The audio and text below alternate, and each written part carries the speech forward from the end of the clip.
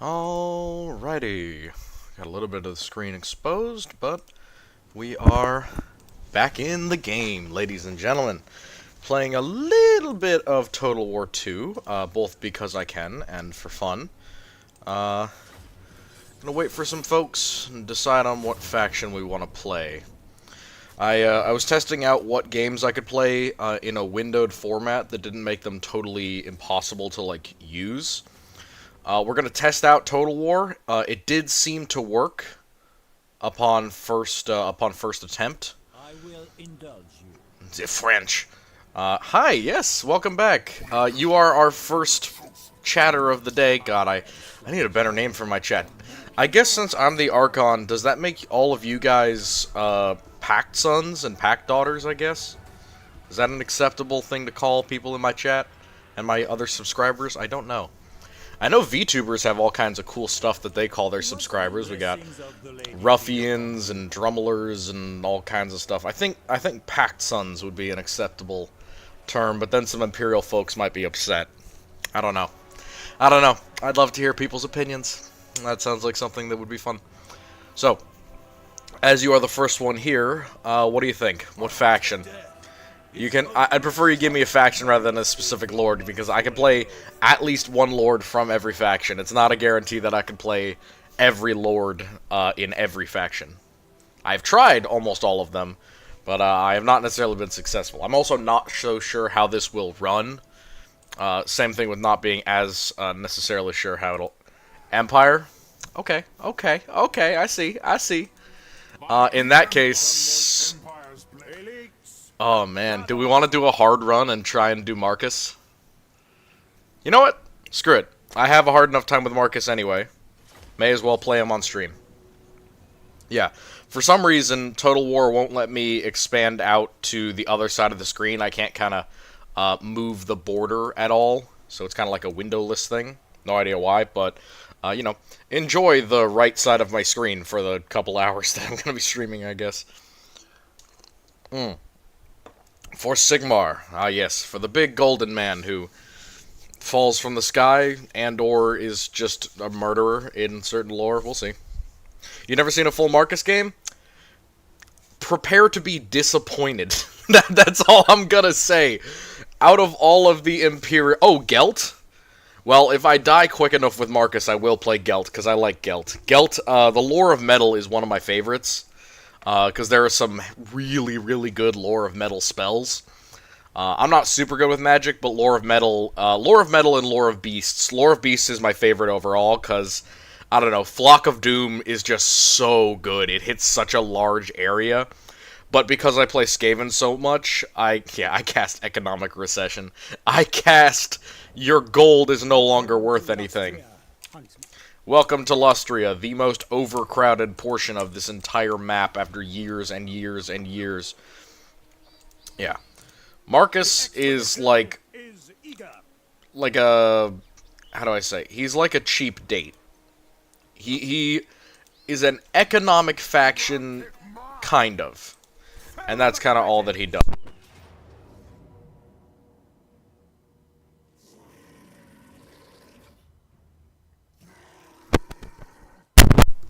But yeah, we're gonna try an easy battle, see if I can't totally mess this up. Check that I'm still doing alright with my audio. Yes, I am. Okay, check. Just gotta make sure. The reason I like Lore of Beasts is because it has two really cheap, really good spells, and that's Transformation of Kadan, which just spawns a Manticore, which is one of the better flying monster beasts in the game. And you can just cast Flock of Doom a billion times, and it's kind of cheap, but it bursts down units really well. And I like it a lot.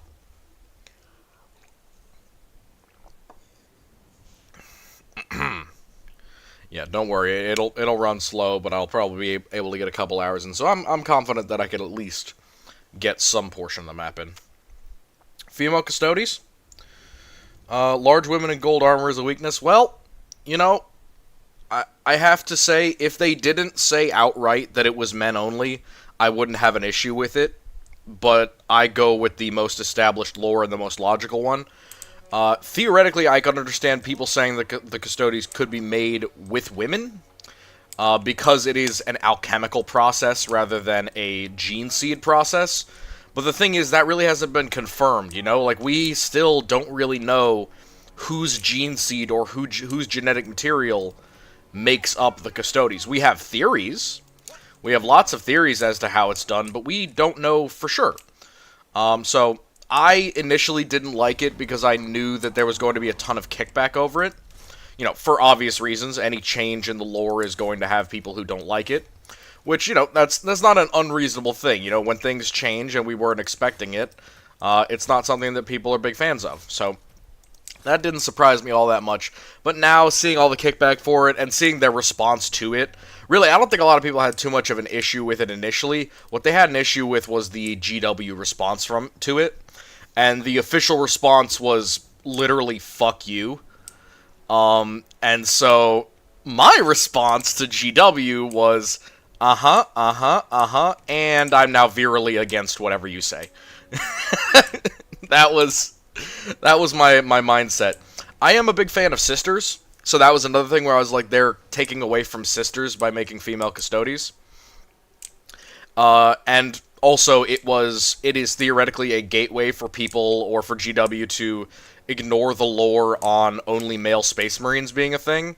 And so, as that is one of the most important lore bits in the setting, I was against it for that reason. But you can see, like, it's not for any personal reasons. I don't hate the idea. I didn't hate it initially. I just kind of hated the response to it. Yeah, GW ruining everything like always. You know what I really would have liked? You know what I really, really, really would have liked? I would have loved if they just put more women into the Imperial Guard and showed us the sisters more. I think that would have been great female representation, because Guard regiments are, you know, we always see either mixed regiments, which are actually kind of rare. It's usually male or female regiments. When was the last time you saw an all-female regiment of the Imperial Guard? They're a canonical thing that just we never see it. Like, seriously, when's the last time you saw an all-female Imperial Guard regiment? They're a thing. They exist. There are probably about as many, or roughly as many of them as there are purely male ones. But the Guard tends to segregate by gender, male and female, unless there are scratch regiments or regiments that are made in haste, and so they have to pick male and female, like Gaunt's Ghosts are. And even in Gaunt's Ghosts, there's a lot of great examples of why the women and the men don't get along in their military units. There's competition, there's a lot of violence, there's assault, and things like that happens in those books. And that's real. That's a solid canonical use of military history to show why mixed regiments are often not used by the Imperial Guard, and why they're usually all female or all male. You know, barring any biological reasons that somebody might come up with, that is a pretty legitimate reason that they show in Gaunt's Ghost why it's male and female. But I wish we just got showed more female guardsmen. There's entire regiments, thousands of women warriors, and we never see them. Why? There's nothing wrong with them. They operate and function exactly the same as the male ones do. So why do they never get any screen time, right? Yeah.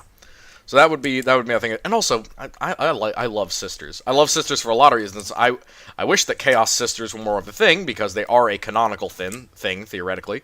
But I wish they were more commonly used, either in Chaos or just in general, because really I feel like they're underutilized a large portion of the time. You know, they're not like other ecclesiarchy forces, which are inherently going to be away from the fight all the time. They could be deployed more commonly. Yeah, I love the Guard. I'm a huge Guard fan. Sisters are very cool. I like using them in stories. I like using them in fic, and I like their artwork a lot.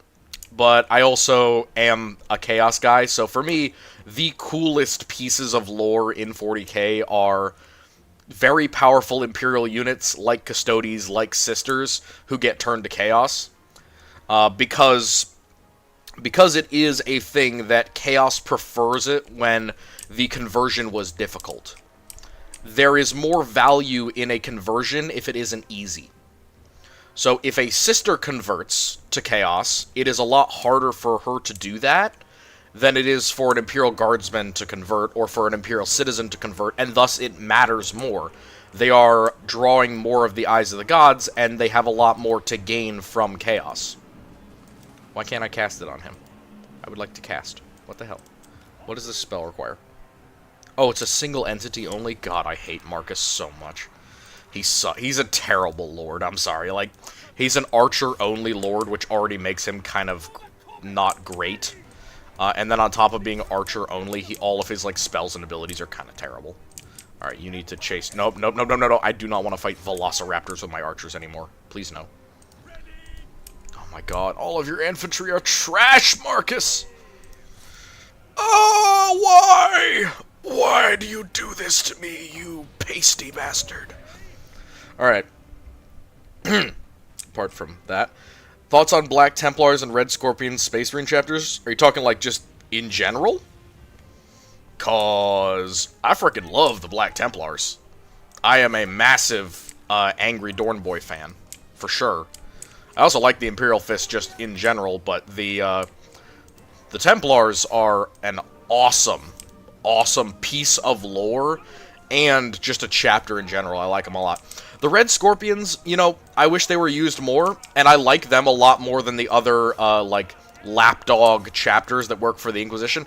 One of my big issues with people like the Exorcists chapter, and all those ones that are like, oh yeah, we fight only chaos, chaos, chaos, and only chaos. And it's also another thing I hate with the Grey Knights is they're written by Imperial authors who like to write for Space Marines, and they often forget how chaos works. Or they just pretend that Marines work differently to chaos.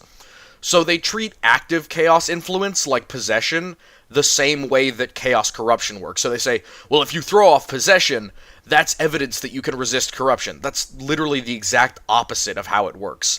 Possession and demonic influence and magic is direct influence of chaos. It is active and encouraging from external to have your soul get affected.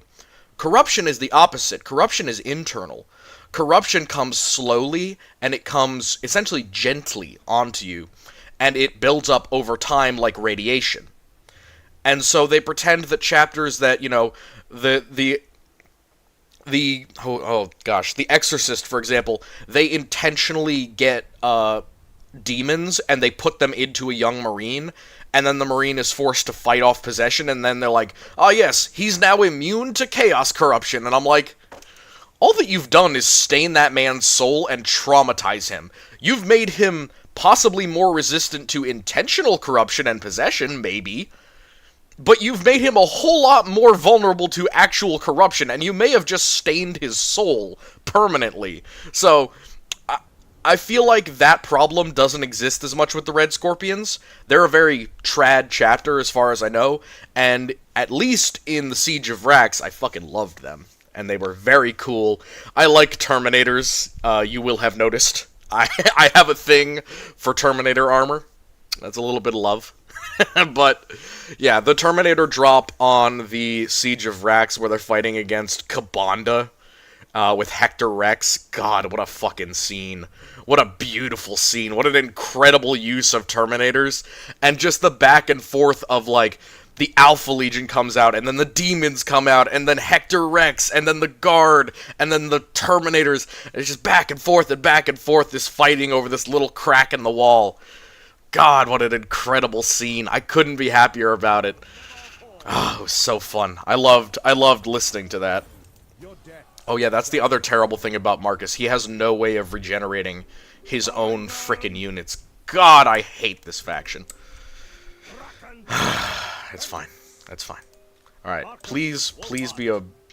God damn it. I hate this. I hate this faction so fucking much. Alright, please give me, I would like more armor. I want more armor for my guys, please. Sorry. Yeah, so mix of radiation and mimetic hazard. I break it down into two things. There's the stuff that happens unintentionally. I call that kind of latent corruption, or just chaos corruption in general. And then there's the more active kind. which is the result of, like, mutation or active chaos corruption. So, yeah, a little bit like that. There's the kind that you get from just being in the warp or around warp-affected stuff. You know, like, being a cultist, over time, you're just going to develop, you know, more and more connection with chaos, because you're essentially bathing in Chernobyl-level radiation. But people often point to that and they go, well, that's the result of mutation. Not necessarily.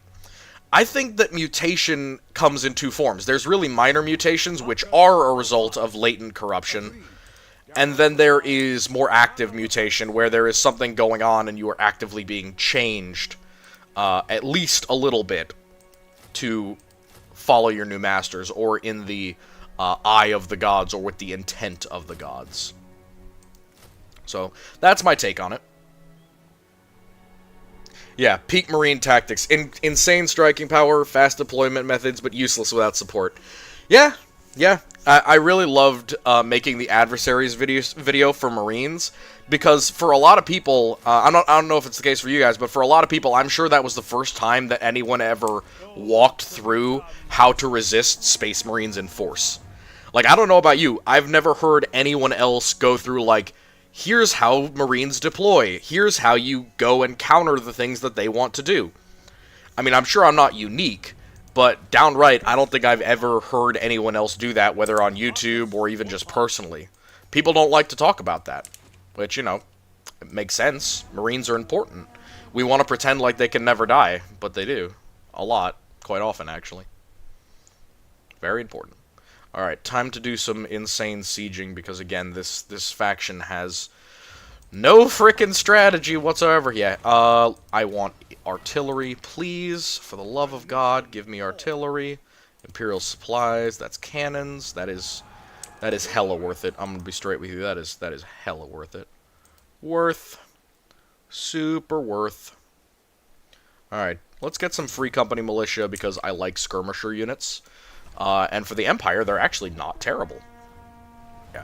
Terminators, they're useless without support, and then you put them into a situation where you have to go against them in, like, close quarters, and then all of a sudden, the script flips very violently, and all of a sudden the Terminators are much more dangerous than they look. Because, you know, when they don't have to run or move very far to get into combat, oh boy. Oh boy, are they dangerous. Oh lord, they coming. Oh, why are you declaring war on me, lizard man? Maybe because you're a filthy lizard man. Scum-sucking scale creature. Oh god, I forget that he literally only has the most vulnerable capital in the entirety of the game, and it's basically impossible to defend. I should have known. I should have known. The Empire suffers, as usual. Alright. Taxes! Yay! Taxes! Woo! Taxes! Woo! Could I please... Why do I only get 90 gold from raiding? Am I like a terrible raider? I have a 20 stack. No thank you, random chaos leader. I would not like whatever you're selling. Why are you declaring war on me? What did I do? What did I do? Alright. Now I can actually move a little bit, for fuck's sake. Very well. Alright. So, here's what I'm gonna do. I'll wager they are as primitive as they appear. I'm gonna go here, and then I'm gonna go into ambush. And hopefully he runs past and gets into our aura, and then we ambush the crap out of him and kill him. If I can auto-resolve battles, I will. 'Cause... Oh, no! That's the opposite of what I wanted to happen. Son of... Oh, it's only got 7. Thank God. This would be a long-ass campaign if he had more than 7 units in this. And I'm taking it. Yep. We're going to build 1 ram and just a whole bunch of siege towers. And then we're just going to keep continuing the siege. This is going to be a solid siege. I bet you this is going to last at least 4 turns. But yeah, there's some pretty good tactics you could do with Terminators, and honestly, I think Chaos makes better use of them because they often use them. Favorite Imperium faction? Fight with clout, comrades. Oh, that's actually a really solid question. Um, I would say my favorite of all of the Imperial factions. Are you talking like tabletop or like all the Imperial forces in general? Because this actually matters. Because if it's on tabletop or just like the tabletop factions, the answer is the Imperial Guard. But if it's forces in general, my answer would be any heavy infantry regiment.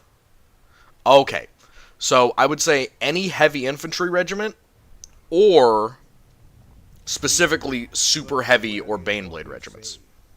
I speak. I love them. They're very nice. I am a big fan. Um, For the Empire. there are a couple ones that I kind of dislike in general, but my favorite regiments are always the heavy infantry or the super heavy armor. I think the Lehman Russ, I could kind of take it or leave it. It's not really a thing. I've got your backs, so watch mine. Oh yeah, no, that I knew exactly why you were asking that question. Don't question it. That's a perfectly reasonable question to ask. I can understand why people would be upset about it for those reasons, but I do not personally share their opinions. Huntsman General. Mostly because I am not a Custodes fan, and I don't have a vested interest in the faction like many people do. Let's say it like that. So, yeah. I'm a lot less militant about that because I don't care as much. Least favorite faction in the lore? Oh, that's a hard one. I am. Yeah, no, you son of a bitch. I hate you so freaking much, teeny weeny. Why do you hurt me so? Least favorite faction in the lore. Am I allowed to pick, like, minor ones? Because if I'm being honest, my least favorite overall would... Oh, man. That's tough. That's really tough. It would probably be some of the ecclesiarchal troops. Not the sisters, obviously, but I just find... I find the Crusaders and those kind of modified human soldiers that they use, I don't like them at all. Yeah, saying you don't like Grey Knights I think is a perfectly reasonable take. This is going to be a hard fight, and if we lose this, we're going to start over. I think that's a perfectly reasonable take. I have my own issues with them, quite a few actually, because their lore is garbage, frankly. And also, it's on a knife edge for me. If the Grey Knights... Oh, how so? I'll explain in a bit. The reason I don't like the Ecclesiarchy guys is mostly because we never see them, and they have really cool stuff, and I wish they showed up more. It's the Frateris Militia. Some of them are really cool, and then some of them are... I just wish they showed up more. Essentially, I don't like them because we don't see them, and I want to see them. Why do I not like the Grey Knights lore? So it's on a knife edge for me. It really depends on their origins and their gene seed. Some people say that it's the Legion that was intended for Magnus. Some people say that that's the Blood Ravens, or some other psychic chapter. That's not really what I care about. What I care about is there was a theory that the Grey Knights gene seed, and that the Grey Knights as a whole, were formed from traitor librarians who chose to essentially go into exile after the Horus Heresy. And their leader, or at least the one in charge of it, was Fel Zarost. And I had another theory as well, that they may have taken Jago Sevatar's gene seed in order to create the first of the Grey Knights. If there is a Night Lord connection between the Grey Knights, if there is a gene seed connection between the Grey Knights and the Night Lords, I will automatically change my opinion about them. But until then, they are a nearly as Mary Sue faction as the Custodians are, with the added disadvantage of being very inconsistent in how their psychic powers work. What do I mean by inconsistent? Basically, I have absolutely no idea how strong a standard, standalone, standard Grey Knight would be. Because on one hand, all of their like paladins and stuff, they're super powerful. They've got a lot of relics and things like that. And then the average Grey Knight can't even manifest psychic powers on his own. He needs his squad to do it with him, essentially. And I was fine with that. I was cool with that. Do you believe some faction in 40k suffers constantly with plot armor? Yeah, no, for sure. And I think one of those is actually the Grey Knights, because all of your armor being totally invulnerable to everything, and yet still being basic Space Marine armor, also bothers me. I don't think your armor is anything special. I think it's pretty generic as far as most go. I mean, it's chromed out, sure. But, yeah. Favorite Chaos Space Marine? Individual? Do they still have to be alive? Do they still have to be alive? Because if they don't have to be alive, actually, if they don't have to be alive, or if they are, you know, the answer is the same either way. It's Sevatar. It's Sevatar, guys. That's my favorite. He's my boy. I love him, and I will broker no slander that this man is the best duelist in the entirety of the setting. Period. I will put Sevatar up against any Imperial champion, including Custodians, and I bet you he will beat most of them. I love him. I am biased, though. I'm not saying that from a logical standpoint. I'm saying that because I am biased and I love him a lot. He's my child. I love him. Yeah, favorite Chaos Space Marine would be Sev. Love Sevatar. Love me Sevatar. Opinion about chapters new or old that use Traitor Gene Seed? Chimeric Gene Seed is a thing. And it's actually a thing that I use in one of my stories, because I like the idea of it. I like Chimeric Gene Seed. I like the idea of mixing and matching old and new Gene Seed. Not only because, you know, it's a cool thing for loyalists to do, but the more important thing is that Chaos Forces do it all the damn time, and we never really hear about it. And I think that we need to hear about it more. So yeah, I think it's a perfectly reasonable thing. Whether it's safe is another question. But yeah. Favorite Warband or Legion? Night Lords. Night Lords. And my second is Death Guard. I own an army of both of them. I also had a Thousand Suns army, a small one that I painted. But I gave that up to a friend. Because they were a big Thousand Suns fan, and they couldn't get the army themselves, so I made it, painted it for them, and then gave it to them as a gift. And it was good. I'm very happy that I did that, because I'm not a very good painter, and I knew that they would make better use of it.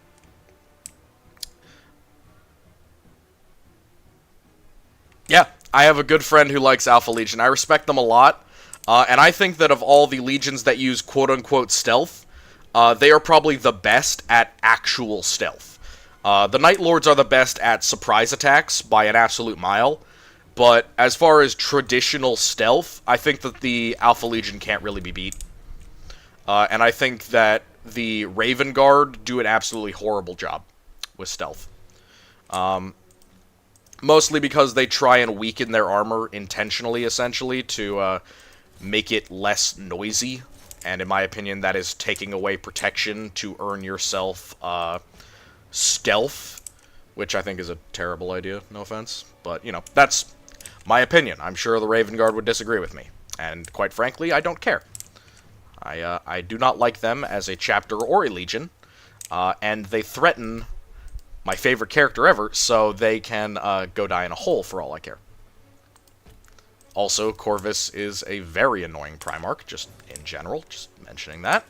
I don't hate them too much. I don't hate them in an inordinate amount, but they are by far one of the most annoying legions because of their manner of stealth. Going on Lexicanum, all the chapters I could find, around 512, and like 56% of them were stated as not known who's their gene father. 11 are Ultramarines, and 8 from the BA. Yeah, just a great example of, like, creation bias with the chapters. You know, the ones that are popular, the ones that sell, are the ones that get more representation and get more authors. That's just how it is. You know, and I don't think that's a bad idea. I don't think that's a bad thing. That's just a marketing thing. I mean, it's not good. You don't want to be biased. but if that's how it is, then that's how it is, man. Yes, I do love the Night Lords. Definitely up there as favorites, but yeah. If you rewrite the Raven Guard to be better, what would you do? So if I were to rewrite the Raven Guard to be better, I would rewrite Corvus, mostly. I would rewrite his lore so that he was a lot more obsessive and a lot more active during the Heresy. One of the things that I dislike about him is that he's kind of in the background during the Heresy. Don't tempt me. don't tempt me. Also, how dare you? How dare you call that fight a duel, number one? The man's been chased through the ship, no food, no water, constantly fighting Terminators for weeks. And you're surprised at the end he's like, you know what, I give up? I would not call that a duel, my friend. Again, I am biased. Just saying.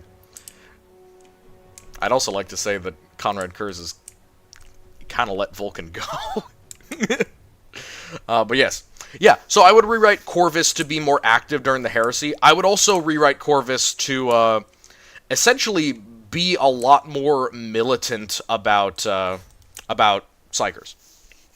Because we know, or at least it is surmisable, that Corvus is psychically active. The Shadows love Corvus in a way that they never did Curze, is the exact line from the book. And I think that that needs to be taken into account, because a lot of Curze's, like, spooky Night Lord shit is legitimately because he is not really a psyker, but he's at least psi-active in a way that was recognizable by people like Magnus. So, yeah. Sorry, did I miss something in chat? Oh! What Primarchs would you rewrite? Okay, going down the list, so I don't forget anyone. Let's start with First Legion. I think that the Lion does really well in the Heresy. I think his modern lore could use some work, but that's mostly because we don't really know all that much yet. We know he's back. I hate the fact that it's Old Man Lion. I think that that's a really stupid thing for them to do, because it implies, you know, that Primarchs can age. And while that was something that was, like, theorized in the past, I think it's a really, really bad idea for them to introduce that to the setting.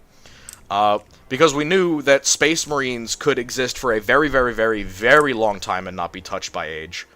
And the fact that the Primarchs cannot, both doesn't make a lot of sense, and brings in some really bad ideas about, well, that means that all Chaos has to do is wait, right? Because if the Lion can get aged over time, that means that I can just wait until all of the others. Does that mean that Vulcan is going to come back age? Obviously not, he's a perpetual. But does that mean that Corvus can die of old age? Does that mean that Dorn is going to come back even more aged than he was? We don't know. Yeah, to make it worse is that he's in stasis and he suffers aging, even though Gilliman was literally just taking a frickin' nap in his armor, and he didn't age? Again, they say that that's part of the Armor of Eternity. I think the Armor of Eternity is a very, very, very MacGuffin-y thing. But even if it worked as a stasis field, why the fuck didn't it work for the Lion? And also, again, Marines don't age. They really don't. They don't really suffer any of the degradation of aging. And even older Marines, like Marneus Calgar, is pretty frickin' old. But he's still a fighter, and he's not really geriatric. I'm not calling the Lion geriatric, obviously. But I am saying, like, I don't think that he should suffer that much age in comparison to, you know, how he used to be. Because if you look at the Lion from the Heresy, by the way, I am a big fan of the whole Dark Angels drama with the Fallen and the Dark Angels and their dynamic. I'm a huge fan of that. Definitely am supportive of that. I would not rewrite that at all. I would not rewrite, I wouldn't touch that, because it's so beautifully poignant. I love how the First Legion lore almost goes exactly the same way that Lorgar's lore does. Because Lorgar's father, or his father figure, is partially one of the ones who betrays him and who causes him to fall. And the same exact thing kind of happens to the Lion. It's a father figure to him or a brother figure to him who corrupts his legion and betrays him. And I think that's a very cool idea. Okay, sorry. I just finished the first Legion. Let's continue. Second Legion isn't anyone. Does anyone know who Third Legion is? Again, I don't keep track of them by numbers. Somebody want to post me a quick list so that I can get my brain in order? You know, I'll look it up myself. One second. Also, by the way, I am not a heresy nerd, so I don't know everything. It's Fulgrim.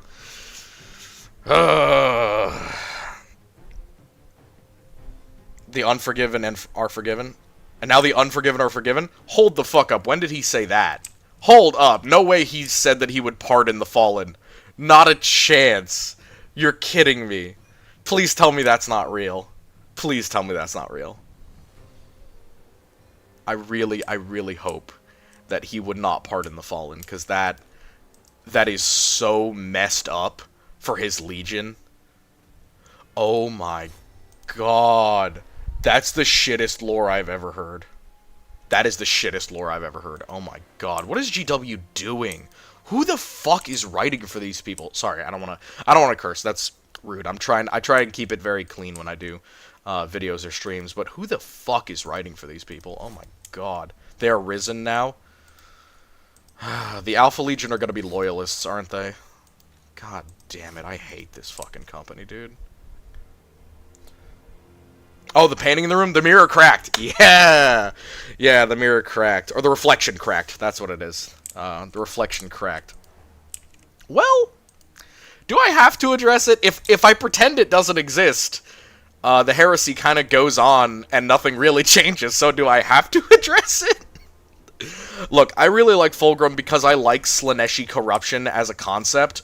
Not for the reason that you think I do. Get your mind out of the gutter. That's not the reason. I like Slaneshi corruption because it can affect everyone. And it's very egalitarian in how it functions. You know, anyone with any proclivities or loves or likes can fall to Slanesh. And that's one of the reasons why I liked the idea of the Phoenician falling. Yeah, our policy for addressing it is we don't address it. I will talk about the mirror crack, because I thought that the Lair Blade was a really good idea, but what I think should have happened, as there is an inconsistency with Clone Grim being terrified or being horrified of what his real self had done, you know, Clone Fulgrim essentially realized that he had been a big traitor boy and had done wrong and was remorseful about it. And Fabius Bile was absolutely confused. He was like, what the fuck? My Primarch literally did all these things willingly. The demon was only in control of him for like one book. I think it would have been a really solid idea for Fulgrim not to just find his way out of the painting and immediately get back into his body. I think it would have been a very solid idea for Fulgrim to speak directly with a demon of Slanesh. Yeah, I think, again, I base my lore on the end of the Horus Heresy to the opening of the Eye, because I accept a vast majority of the things in between that period, and also as the Archon, as Nadzibar, that's the period where I'm alive, and I can actually give you my/his perspective on things. But what I think should have been done with Fulgrim, and a good way to rewrite it so that the Mirror Cracked is not as much of a terrible book. It's not a terrible book. It's not I don't even know why people complain about it. Nobody ever complains about the writing. No one ever complains about the scenes involved. They just complain about Fulgrim. And I can understand it, because he's the main point of the book. But I, personally, like the Fall to Slanesh, and I really like that idea. But the way that you could fix that would essentially be to have Fulgrim bargain with Slanesh or with a Keeper of Secrets. For his soul back. Essentially, he would have to do something in the warp, again, either astral projection or... No, I'm not done yet, but I will move on to Perturabo in a bit. I like the Iron Warriors a lot. But have him... You know, none of the Primarchs ever speak directly to demons, except for Lorgar, basically, at the beginning of the Heresy when they're, like, sane and not demonic. I think it would have been a good idea to have Fulgrim... Now that he knows that demons are a thing, now that he's been displaced from his body, he prays, and he speaks or communes directly with Slanesh. And it would make sense, then, as to why he went batshit insane, and how he's able to get back into his body. Slaanesh essentially kicks the demon out, shoves it in the mirror, and swaps Fulgrim in. Fulgrim says, "Great, as part of your deal, I serve." Which is basically kind of how a lot of the demon Primarchs ended up happening is, I'm in a bind, I'm going to die, or I've been defeated, I serve. Or I've been called to serve. A little bit of how it was with Angron. Angron was absolutely going to die. Angron would have been slain probably during the cleansing at some point, and then eventually he falls straightway to Khorne and gives up his soul in service. Angron is a slave, however. Angron is a slave. Fulgrim is a servant, which is a big distinction with Chaos. A slave does not choose. They do not have agency. Fulgrim has agency. Mortarion has agency. Mortarion is downright like an independent contractor for Nurgle. They disagree and quibble and bicker all the time, even though at any time Nurgle can essentially yank on his neck chain and go, do what I say or else I'm taking away your wings, essentially. But I think that would have been a solid idea, because not only would it make it easier to understand why he ended up falling to Chaos, but it also would have made it easier to understand how he got out of the mirror in the first darn place. Okay, come on. That was a long battle, by the way. Thank you for sitting through that. I'm very sorry. Oh my god. I do not want to open the Microsoft Store, thank you. Alright. Let's get some bowmen. Alright. Brass-lunged, inspiring presence. Need that inspiring presence. Alright, teeny weeny, let's go. You massive bastard. Alright. Alright, I need purge the foul. Yeah, 100% I need purge the foul, because my god, I need some bonuses against these lizardmen, because they are beating the shit out of me. Watching your COA 5 VOD. You're live with the fantasy? Yeah. Oh, it's going well. Glad to have you guys. How many are we at now? It looks like quite a few of you, actually. Fabius Bile can make perfect clones of Primarchs, but can't make Primaris, and Call can. I actually have a theory around that, and I'd love to talk about that after I do the rewriting the heresy stuff. Keep that in your brain, Gun Tuna, and I will get back to you on that, because I have a theory, and it's a pretty solid one revolving around Bile and other just chaos forces of that type in general. So keep that thought in your head, and remind me of it when we get to the next portion, because I will be here for another hour or so. Moving on to, I think I was on Perturabo, right? Peter Turbo? Yeah, Perturabo is next. The Iron Warriors during the Heresy, well, here's the big thing. I think that it should not have been Alfarius fighting Dorn on Luna. I think it should have been Perturabo. And I don't think either of them should have died, but I think they both should have wounded each other. Essentially, I think that fight, Perturabo versus Dorn, has been so long in coming that it's actually ruined a lot of the kind of mental prep that we had, All the things that we thought should have happened or would have happened or how they're going to fight each other, that's now been ruined because we don't even know what modern Perturabo looks like, right? People say he's a demon prince. People say he's fallen. People say that all kinds of things have happened in the interim. But we don't know. I have no idea what Perturabo currently looks like. Do you? So, yeah. I think that it should have been him fighting on Luna. And I don't think either of them should have died on Luna. Important thing. I don't think either of them should have died on Luna. But I do think that it should have been them fighting. Also, just to keep Alfarius and Omegon both alive. Because I think them dying in the Heresy was just a very big waste of the Alpha Legion's capabilities in the further lore. Other than that, I think he did a solid job. He distanced himself from all of his brothers. He keeps himself from being corrupted by chaos very well. He keeps to his ideology. And I think that having him go the same direction as Curze, so as to destroy his homeworld, was a mistake. But not a mistake for his character. So, people make that one huge choice in their life, that has negative consequences for them, and they can learn from it and they can get better. I think that should have been the mentality that people took with Perturabo. Instead, people just say, well, he destroyed Olympia. That was just a stupid emotional decision. No, I think, like Curze, he came there with a plan, but Primarchs have human emotions, and one of the biggest ones that we see during the Heresy is despair and rage. And I think that would be a great example of Perturabo giving up, because he's just like, I've come this frickin' far and lost everything in the bargain, and now I'm just gonna to hell with it. No, I would not like a peace treaty. You just attacked me out of nowhere, you piece of shit. Yeah, that's all I'd change about him. Who's next? Yeah, no, pretty solid. It should have been like the fight with Magnus and Lehman. Yeah, that would have been a cool parallel. They have a pretty similar rivalry between the Wolf and the Sorcerer, so I think that's perfectly reasonable. Oh, the Khan. God, the one Legion that I don't know all that much about. So, sorry, let me check. If they make him a Demon Prince, I don't know what I'm going to do. You'll get a really cool model. That's what I'm gonna say. You'll get a really cool model.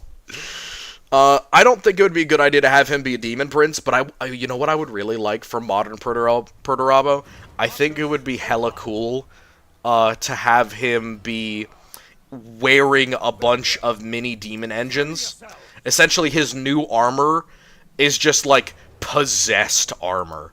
It's like the original like Olympia armor that he used to have, but it's much. It's essentially just got a bunch of greater demons bound to it. Whoop. I think that would be a really solid idea, and let's be honest, that would be a hella cool model. Just in the middle of this absolute raging inferno of chaos shit is just Perturabo in his iron cocoon, being a massive turbo nerd. Oh my god, I hate everything about every faction on this map right now.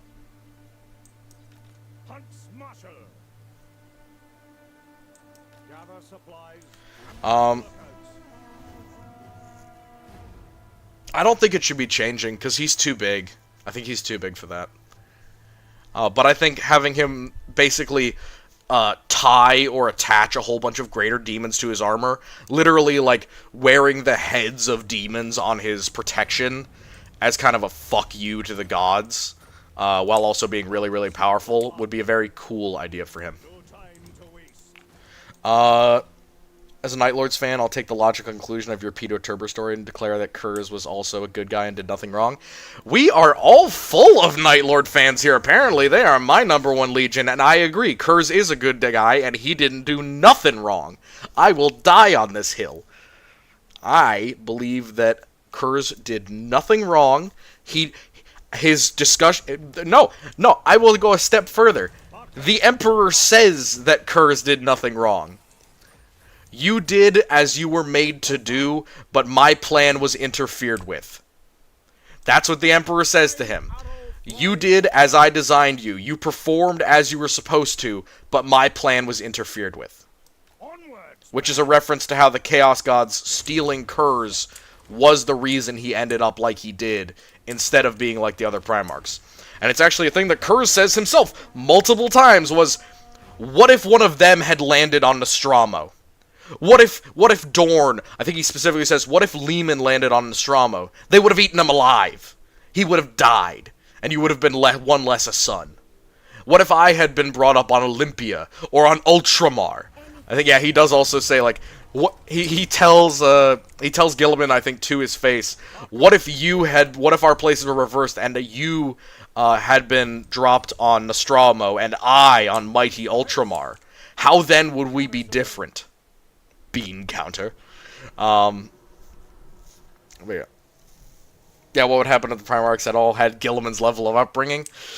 I can tell you, Curze would have been a beautiful thing to behold. He would have been probably as psychically powerful as Magnus was. as a Primarch, not as a Demon Prince. Because I think that with the right coaching, he could have been very strong. He was really good on his own. His sons were on the cusp of being Blood Angel blessed. And they had that taken away. Are you asking how he's the good guy? Angron with loving parents would have been amazing. I agree. Totally. 100%. He wasn't insane. He wasn't insane to begin with. He was just kind of off. And that was the only thing that was really wrong with Angron. And most of that, as far as we know, came from the nails and not from his childhood. So, sorry, going back to the Khan, I think the Khan did pretty well during the Heresy. He came out well with his performances. He didn't really have any particular issues in his lore, as far as I know. But really, I think that the biggest thing with the Khan would have been the Khan was preferred to be one of the Primarchs who turned to Chaos. Slaanesh absolutely would have taken him, and in my opinion, Khorne probably would have as well. I don't think he should have fallen to Chaos. So in the Dornian Heresy series, they talk about him falling to Nurgle, and I think that's one of the dumbest things I've ever heard. He absolutely should have fallen to Slaanesh. But I don't think he should have fallen to Chaos as part of the lore, but I think it would have been a solid idea to give him more things to do during the Heresy. Because let's be honest, I personally am not even sure what he accomplishes other than being, like, part of the Scouring. Which is cool and all, but, like, is it really an accomplishment worthy of the Great Khan? I don't think so. And I think there should have been some trouble within his Legion. He has a pretty stable existence as far as I know. There should have been trouble within his Legion, 100%, and there wasn't. Space Wolves, nah, they did pretty good, man. They do pretty good. They stick with their theme really well. They remain very steadfast. I think that all of the changes that I would make with the Space Wolves would really just be to swap out one of the cleansing that the Space Wolves did and have the First Legion remain as the Emperor's Executioners. So if the Space Wolves hadn't purified Tizca, if they hadn't partaken in essentially the ruin of the Thousand Sons Legion, I think they would have been better off throughout the rest of history, because they wouldn't have had that stigma, and he wouldn't have been as far from his brothers. The stigma of Lorgar's embarrassment sticks. Doesn't stick to Guilliman. Guilliman is there during the humbling of the Wordbearers, and he essentially gets away scot-free. Leman doesn't. Leman is, eyed out of the side of his eye by several of his brothers during the Heresy as, like, I don't want to be friends with the dude who is willing to, like, murder a bunch of our brothers in cold blood. And that also doesn't stick to the Lion, which is wild. It absolutely should, but I guess because they literally can't talk about it, it's okay. But yeah, I think having the First Legion remain as the Emperor's Executioners, instead of giving Leman essentially the chance to fuck up his reputation, would have been a solid plan. Sorry, I missed some stuff over here. Wondering, yeah, all the... Blah, blah, blah. So, Guntoon, are you still confused on how I'm saying that Curze is a good guy? Are you still confused about that? Because I can give you a really quick TLDR. If you are confused, speak now before I go into the Imperial Fists. Yes, okay. So, basically, when people say Curze is a good guy, it doesn't mean that he is a good person. It means that he is a good Primarch. AKA, he's doing the Emperor's will in the way that the Emperor designed him to do it. Curze was not designed to be a gentle man in charge of a gentle force. He is supposed to be just as much of an executioner as the First Legion was used for. He, and the Night Lords as well. This is not just a thing that was unique to him. Hi. Hi. Yep, thank you. I will have a good stream. Thank you very much. So, Curze was not designed, his entire build, from, test tube to getting stolen by the Chaos Gods, he's not designed to be gentle. And depending on how you interpret his discussion with the Emperor says, again, In theory, depending on how you interpret that final scene, I interpret as the Emperor literally speaking to Curze. Because the book says that it is the Emperor talking to Curze. And again, whether you say that or not, it makes a difference, but, in my opinion, the Emperor literally says, "You did as I designed you to do. All of you are my sons, all of you can be redeemed, but my plan was interfered with."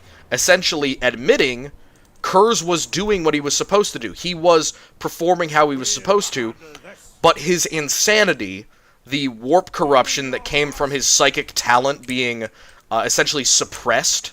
So, after Nicaea, after the sanction of the Legion Psychers, Curze keeps all of his psychic power, which he has a lot of, bottled up, and it drives him crazy.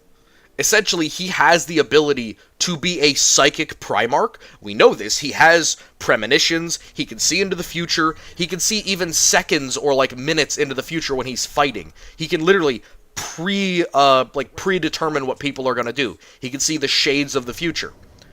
So we know he can do this. We know he's capable of being a psychic Primarch.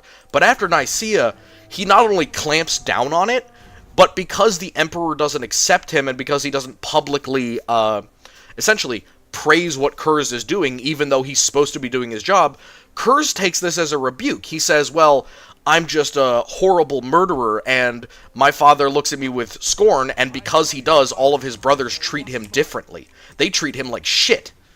They treat him how they treat Lehman. And no, they don't like him at all. Get worlds under his control.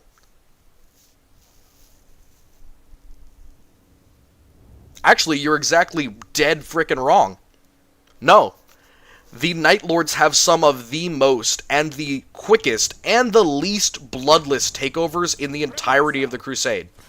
They are some of the most efficient legionaries because they spill the least blood, as per Curze's orders, as per his design, and where they are deployed, it's against planets that have risen up against the Imperium, which means that, in reality, Curze's job, the 8th Legion's job, send the 8th, they are a legion of chastisement. They are a punishment on people who rebel against the Imperium's mandate. Essentially, those who stand up against the Emperor, Curze is custom built to crush them into non-existence.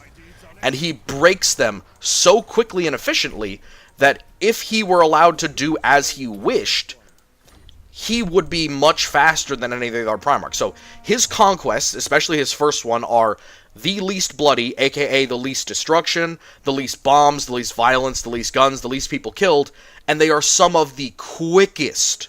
The quickest. And the problem is, the reason why he turns so quickly... Yeah, that's what I mean by spill the least blood. By spill the least blood, I mean they kill the least of the Emperor's subjects. I don't mean literally spill the least blood. We need to spill some blood somewhere. But Curze takes note of this, and he talks about it to his brother Primarchs, and they complain. They literally, I swear to God, this is the most infuriating scene in the entirety of his book series. He's talking to either Guilliman or to one of the other Primarchs, and they're asking him, like, you allow your sons to act like violent dogs. Why should these people follow you? Why should they follow what you say? And Curze literally says, this is how it's done. If you don't like it, grow a thicker skin. If you want compliance, do it my way. Because your way, I have to go and clean up in a couple of years when they grow a spine and forget how dangerous you were. They never forget how dangerous I was. They never forget how brutal I was. So they never rebel again. And he's right. None of the planets that he revisits ever rise against the Imperium again.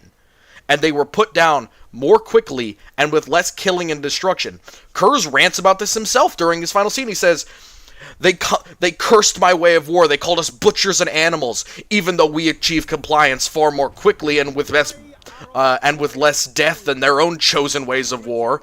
They would prefer that millions died with their so-called civilized bombs and mass invasions, rather than a few tortured under the murderer's knife. And he's got a point. He's correct. his way of war is not only programmed into him and his legion. Again, before he's even there, the Night Lords are taught to do this. They are violent prisoners from old Earth.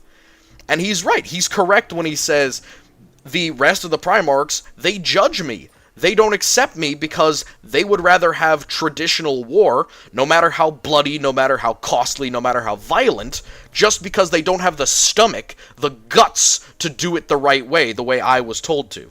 Did you read the Thramas Crusade books? A couple of them. Yes. Thramas Crusade, different situation. That's not compliance anymore. That's Night Lords being Night Lords. And again, those are not actually Night Lords. And you might say, how are they not Night Lords? Those are Nostraman street gangsters dressed up as Night Lords, basically. And Curze hates it. So again, the idea that Curze hates his legion, that comes during essentially the degeneration of the Night Lords, where they're getting horrible stock, damaged gene seed. Again, in my opinion, the gene seed of the Night Lords is some of the strongest of any of the legions, because it will accept absolutely horrible recruits and turn them into full Marines with very few side effects. So again, going to the Thramas Crusade books, they are taking gangsters and house gangers and murderers, rapists, all of that stuff, and they're turning them into Astartes, both older than they should be able to do so, and at a rate of success that is insane compared with many of the legions, and especially with the traitor legions. So, number one, holy crap, is Night Lord Gene Seed resilient if they're even able to do that?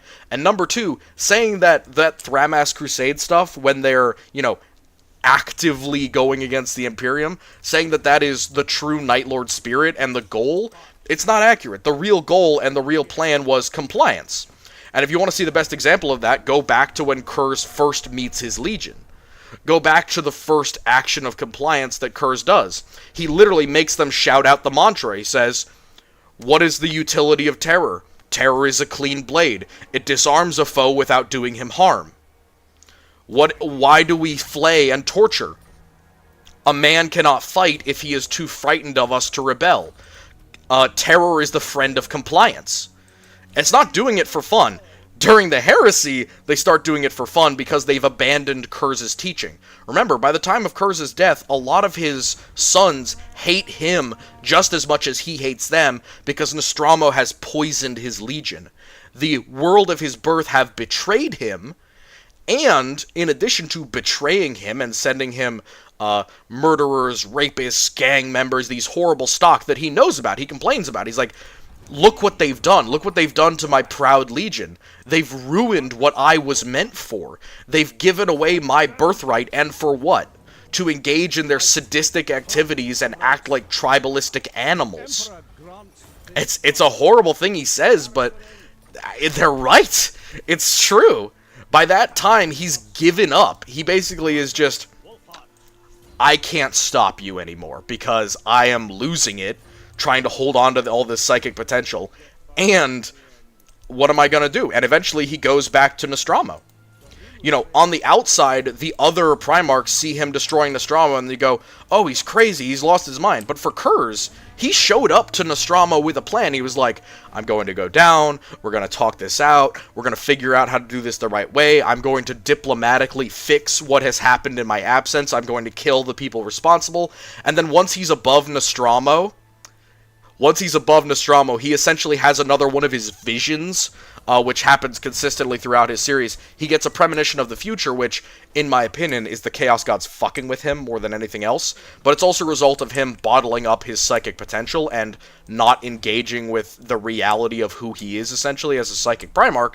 And he says, fuck all the plans. I'm so tired of this shit. I'm tired of pretending that this is okay. I'm tired of pretending like it's alright that I'm thrown into the back seat. I'm tired of people not taking me seriously. I'm tired of this stupid legion screwing me over. I'm blowing my homeworld up. And it is kind of a snap decision, and not everyone agrees with it. But it is that moment, that change, that gives us the difference between Curze and the Night Haunter type deal. Sorry, that was a very long rant. What Primarch am I on now? Sorry. Was it Dorn? Was it the Imperial Fists? I think it was the Imperial Fists. Ah, goodness. Yeah, I will rant about Curze all day. No question. says one thing and is something else, just copes about the situation rather than fixing it. I mean, what can you do? That's a good question. What can he do? He doesn't know. None of the other Primarchs are faced with the same issue that he is. Do you remember anyone poisoning Lehman Russ's gene stock? Do you remember anyone messing around with Dorn's homeworld while he was away? No? Does Magnus ever lose his mind randomly? Not really. Curze is the only one who has this problem. And I can't really put the blame on him because what would any Primarch have done? How could they?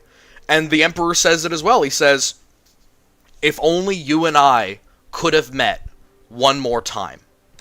If only I could have seen you again, I could have brought you back to the light. And Curze rejects it. He says he doesn't want to face the chance, the opportunity, the option that he could be doing something wrong. That's the other thing. Curze is horrified that he might be wrong, that he might be making a mistake, that he's failing. And he is nihilistic at that point.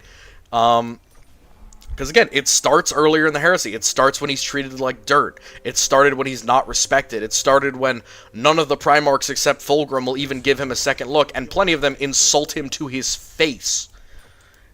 Again, name another Primarch who literally gets insulted to their face about their entire legion and way of war. It does not happen many times before the heresy. It happens to Curze.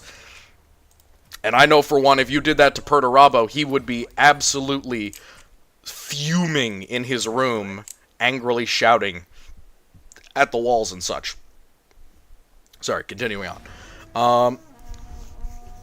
Also, yeah, he does have a bit of a split personality just because, again, he's stressing over all this psychic potential, and the Night Haunter and Conrad Curze the Primarch are two very different people. Well, that's a good question. Is the future that Sanguinius sees reality? Or is it reality if he doesn't do anything? So, does it matter to Sanguinius' future that he follows his own compass? Because, Sanguinius can see the future. Sanguinius ends up dead. Should he have followed that future? If he had made a change, if he had done something about it, did he not get the worst possible outcome from his interference? Curze at least has some forbearance.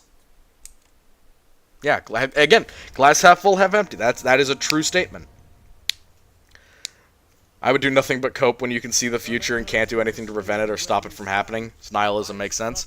Yeah, he believes that. He truly does believe it. And, we often look at a Primarch's decision and think, well, that was dumb in retrospect. It's a Primarch. They are very intelligent. They can think around things that are happening. Curze is one of the few Primarchs to ever really go crazy. Like, go actually insane. And Curze's insanity is not perfect. It isn't total madness. At least a majority of the time it isn't. It is situational or around certain things. He has episodes, basically. And his legionaries actually note on it, and they're like, dude, our Primarch is, slowly losing his fucking mind. It's Shang, his equerry, comments about it. Yeah, the author's not necessarily as much. Yeah. Sorry. Mix of the glass half full, half empty. Sanguinius was given a planet where he could see the positive in the future. Curze was given none of that. The base human is a thug or worse. Yeah, and it was proven to him. Ball was a radiated wasteland full of mutants in war. I wouldn't call it a good place. Yeah, but there were actual people and not just monsters wearing human skin. The people of Ball could be redeemed. Clearly the people of Nostromo could not. And they didn't try to, as well. Essentially, the second he left, they started fighting against the peace that he implemented. Nostromo and Ball are very different worlds, and they were treated differently. Also, you have one planet that's irradiated. Nostromo is also irradiated, I'd like to add. It's not irradiated the same way Ball is, but half the planet is constantly bathed in radiation from the sun. So, not entirely without radiation. Also, probably since it's a giant hive, there are probably also mutants on Nostromo. I wouldn't be surprised. But they're all dead now. Thank God. I would not want anything to do with them. I do not want them. What I found really interesting is that Nostromo had a bunch of adamantium within its crust. Or a bunch of, like, adamantium precursor. And I'm like, huh. Would that have made a difference? Would them having a decent economic output have made a difference in the fate of, No, it's not a Curze stream. I'm trying to talk about all the Primarchs. I don't want to do a Curze stream. A Curze stream is not fair. I don't think that's fair to all the other legions. Damn it, I have been talking about Curze for like 20 minutes. That's because not a lot of people looked at his actual Primarch novel. Yes, Dorn. Yes, sorry. Dorn. Moving on to Dorn. Sorry. Yes. So, Dorn. The main thing that I would change with Dorn's lore... He can wait a few more minutes. He's been waiting to build the Imperial Palace forever. Why does his own planet... Oh, because he didn't use his own tactics on his own planet. I never understood that excuse. Curze never invades Nostromo with the 8th Legion. You know that, right? He gets it under his own control by himself. He never actually uses the Legion or the tactics of the Legion to secure Nostromo. I'm coming. I'm sorry. He's asking questions that have really good answers. That's why I'm answering him. But yes. Sorry, I don't want to get hammered. Don't hammer me. Don't hammer me, big green man. Things I would change with Dorn. The first one, I like how Dorn closes himself off in the palace on Terra. But I think that, again, the first thing I would change is that he leaves to go fight Perturabo on Luna instead of Alpharius. And that sets off the big change in his lore and his story. The next thing, the most important thing, is that the Scouring, Dorn is the one in charge, and not Guilliman. So, or not the Lion, or not Guilliman. Essentially, I would want Dorn to be in charge of the Scouring, instead of any of his fellow Primarchs. Essentially, he would use the authority of being the guy in charge of Terra's defense to say, no, I am the one in charge. I am the one who is taking the shots here on the Scouring. And, as a result of being the guy in charge, also, we're going to go to main menu, because fuck that. Anybody want to call in a different... Oh, no, I told someone that I would go back and play as Gelt if we died there, so let's do Gelt. I think it would have been a good idea for him to be at the Iron Cage, and for him to go missing in the Iron Cage. So instead of waiting for the War of the Beast, and essentially having him lag around for a couple of 100 years, and, you know, have so many issues with Guilliman and the reformation of the Imperium, no, I think he should have either been captured by Perturabo and escaped later, you know, in space or somewhere else, or just disappeared at the height of the Iron Cage. Yeah, I'm gonna find Gelt. Sorry, I don't play as him often. Let me find him. There he is. Do not waste my potential. Shut up, Goldman. Alright. So, yeah, that's the main things I would change with Dorn. I would have him not hang around to be part of the Orc Wars with the Primorcs. What do they call that? The War of the Beast? Yeah, the War of the Beast. I would have him not be part of the War of the Beast. I would have him disappear during the Scouring, or essentially go into seclusion in the Imperial Palace at the very end of the Scouring, and just, like, declare himself Warden of Terra and the Emperor's personal bodyguard, and either taken up that position secretly, or openly declared himself the leader of the Custodians, and essentially install himself as a really big Custodian. I think that would have been a really smart idea for Dorn. He is absolutely enraged. He is furious. Cold fury is how they describe Dorn's anger. Hail to you, Lord. You don't want me to do the 8th Legion just because I'm a nerd? You are rude. But yeah, I think having Dorn end up as essentially a... Oh, the gold shields. As essentially a extra large custodian, where he kind of gets to play a part in the lore, but he's intentionally removed himself from the Imperium. effectively to ensure that no harm can come to the Emperor, and to try and tame a little bit of that insane rage that drove him during the scouring. You know, he realizes, like, oh shit, I've been an absolute idiot, and I've left the Emperor with no protection for, like, a decade. Maybe I should, like, change my ways or make some sort of difference in my operations. And he chooses to take charge of the custodians instead. It would also mean that we could have custodian captains, and we could have Dorn in some big old Custodes armor, which would be very cool.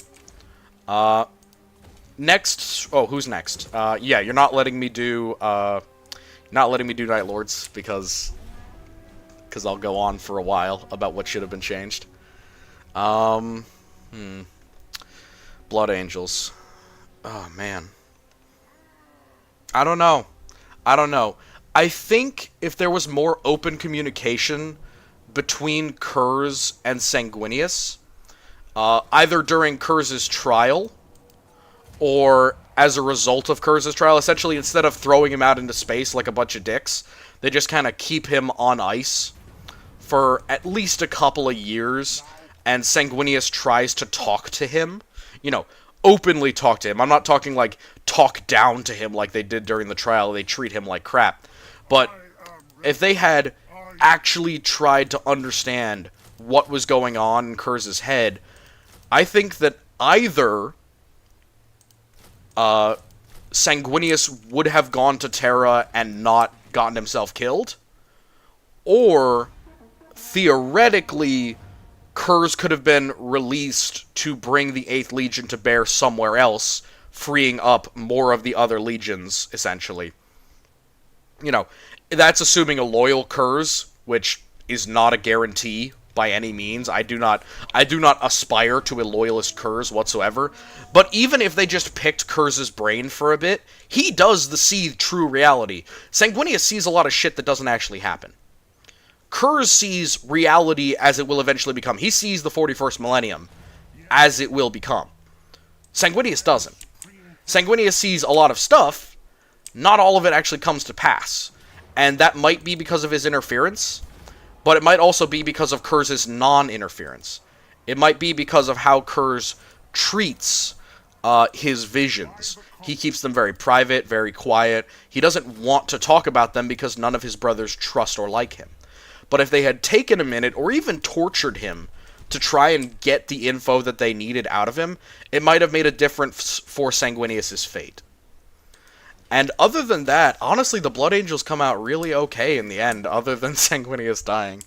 I know that that's not alright, but even with that, I don't think it saves the Emperor at all. I think the Emperor is going to be wounded horribly either way. But again, if the other big thing is, the best chance to get Curze back to the Imperium was wasted when they shot him out into space. The only opportunity that they had, that Sanguinius had, to try and get him back under control or back within loyalist leanings would have been to bring him to the Emperor after he gets captured. That would have made a difference. And it would have made a difference for Sanguinius' future, because theoretically that could mean a loyal Curze.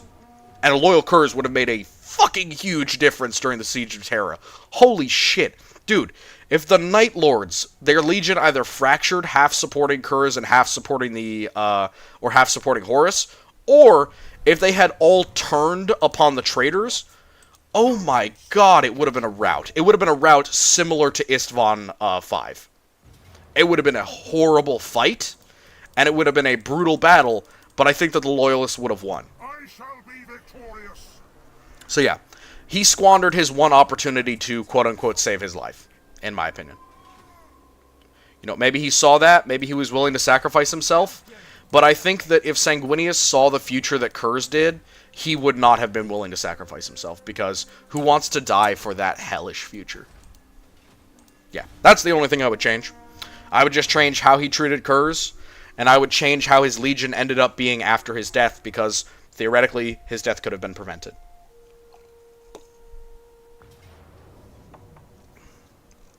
I think I can kill a bunch of orcs. What do you guys think? Who's next? Who's after the Blood Angels? I'm on a roll here. Top, pop, pop, pop, pop. I'm on a roll. I'm not naming it Curze Stream, by the way. I appreciate that, but I'm not naming it Curze Stream. Also, let's see how many of you there are. Oh, it's just me. That's alright. Well, so, after the Blood Angels, after the 8th Legion, or after the 9th Legion, Legion list, checking my Legion list, 40k, just gotta look it up here. Alrighty, so, hey, full Legions, yeah.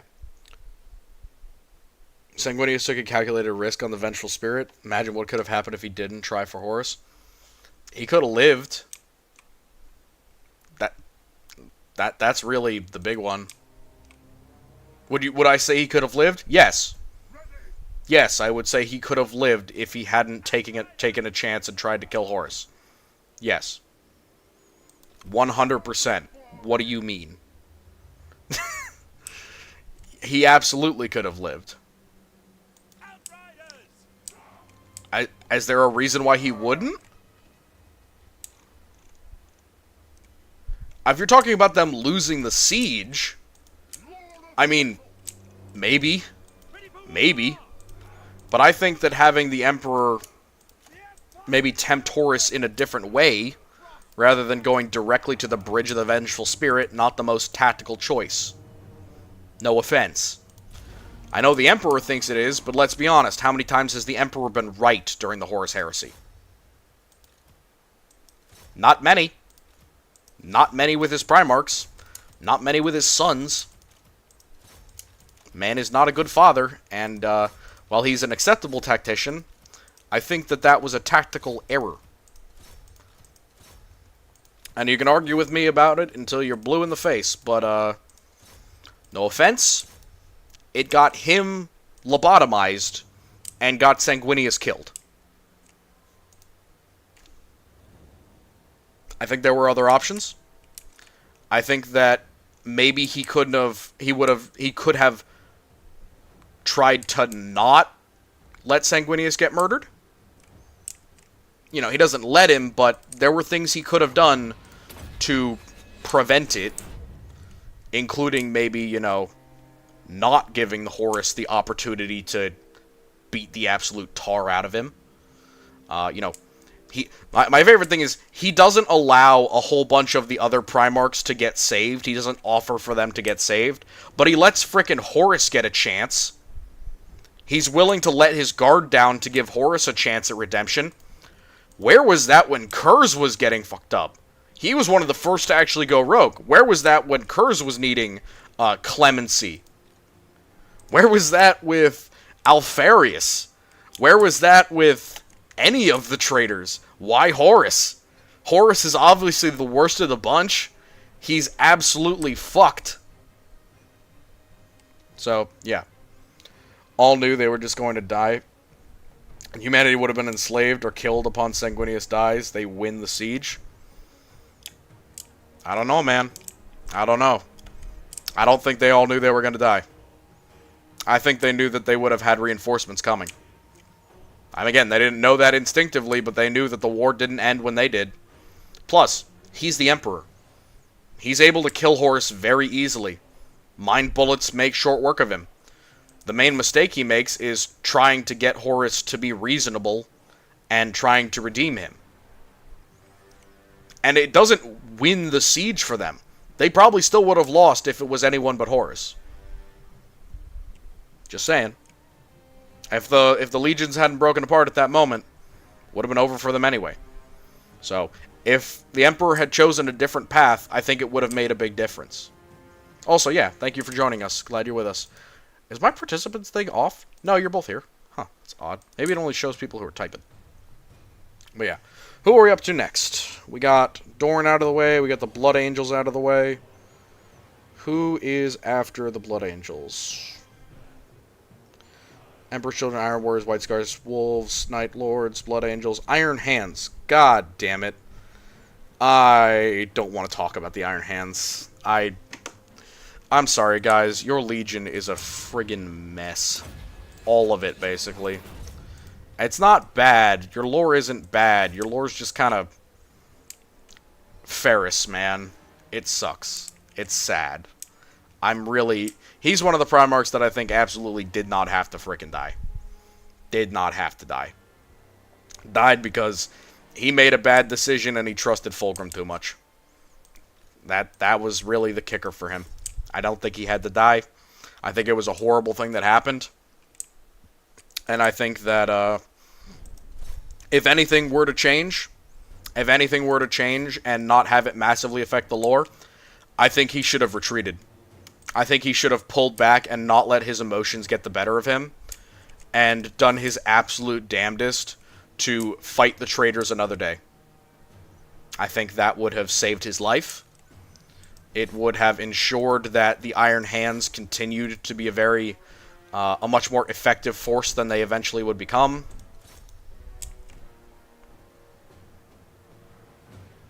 Plenty of chances of humanity living on. Humanity's been around forever without the Astronomicon. Humanity was absolutely capable of long-range travel without the Astronomicon. And there are also other individuals who could have filled in to take the Astronomicon's place. Don't forget, Magnus is a traitor. If they needed the Astronomicon as Chaos forces, again, that's assuming Chaos has no ability to organize itself, which it does. Even if Chaos had won there, humanity would continue.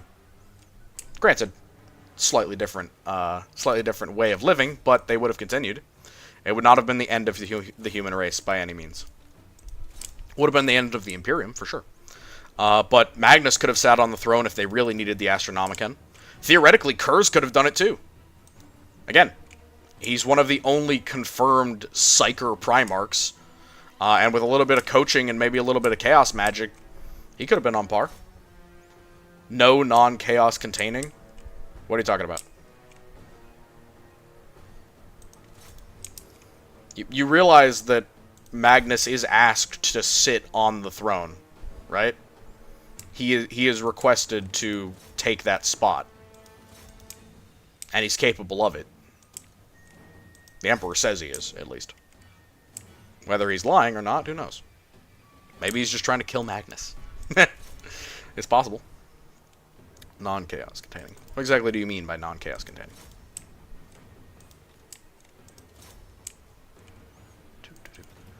See, this is what I hate about Empire armies. I am just microing the hell out of a bunch of archers, and that's my entire build. Orc boys.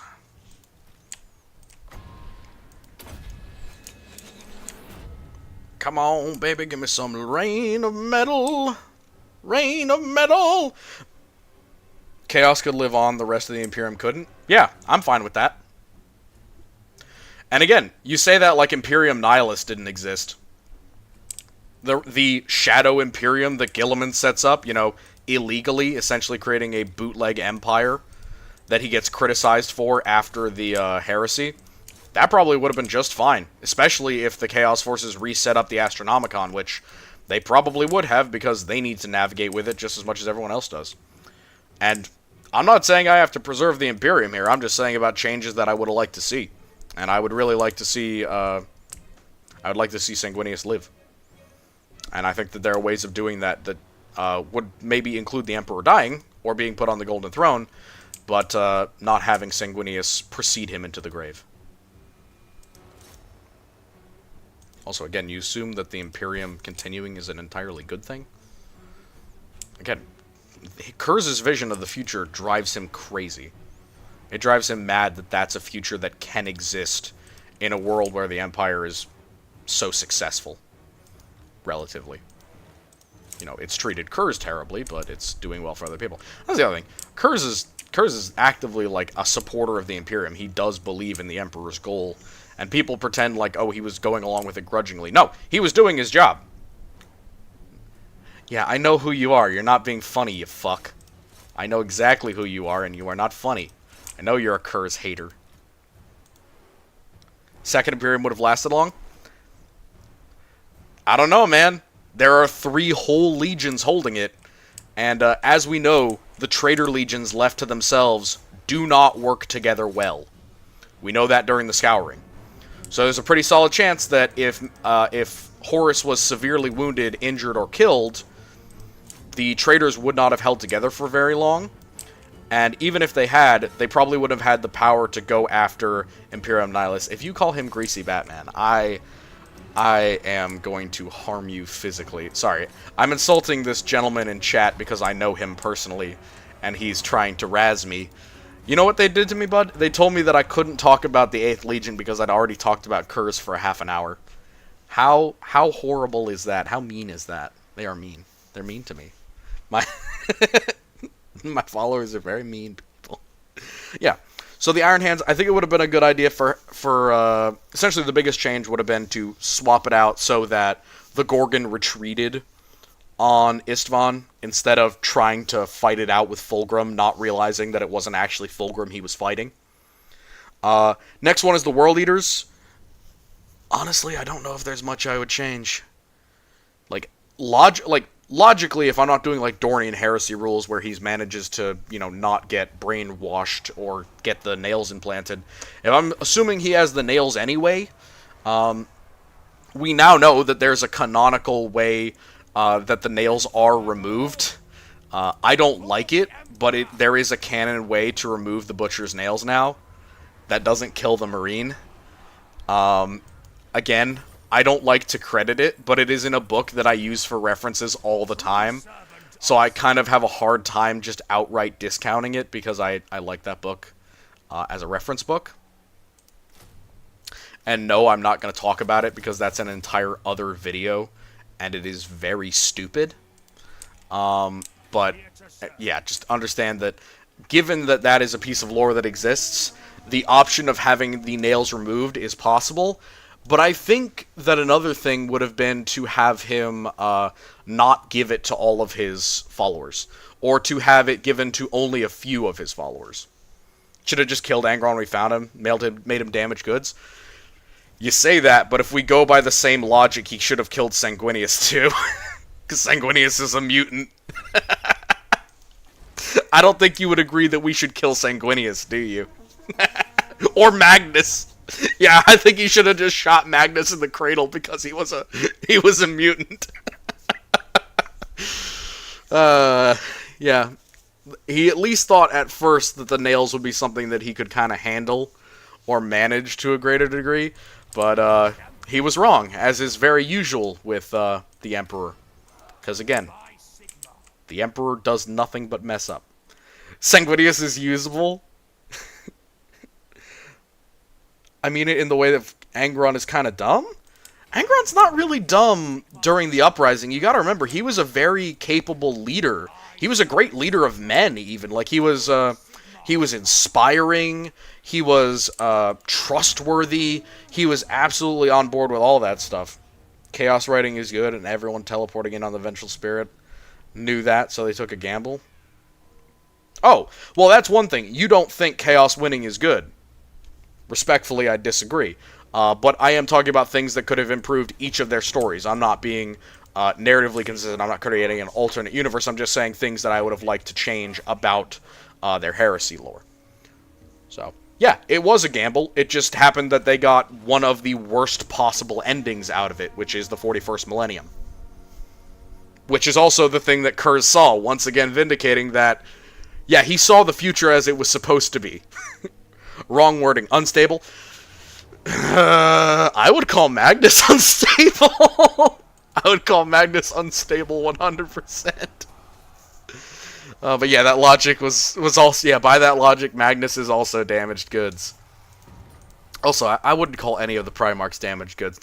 I think the Emperor would have tried to save any of his sons the same way that he tried to save Angron. He would have done his absolute best, and...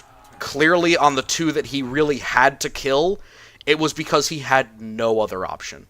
I think that for all of the Emperor's faults, he would not have thrown away any of the Primarchs unless he had zero other options. And with Angron, there were still options. He could still use him as a tool. Again, he doesn't see them as sons, he sees them as tools. He sees them as a tool. That's an important thing that people forget. They say that the Emperor loved, or the Emperor had a special relation. No, tool. The Emperor sees them as tools.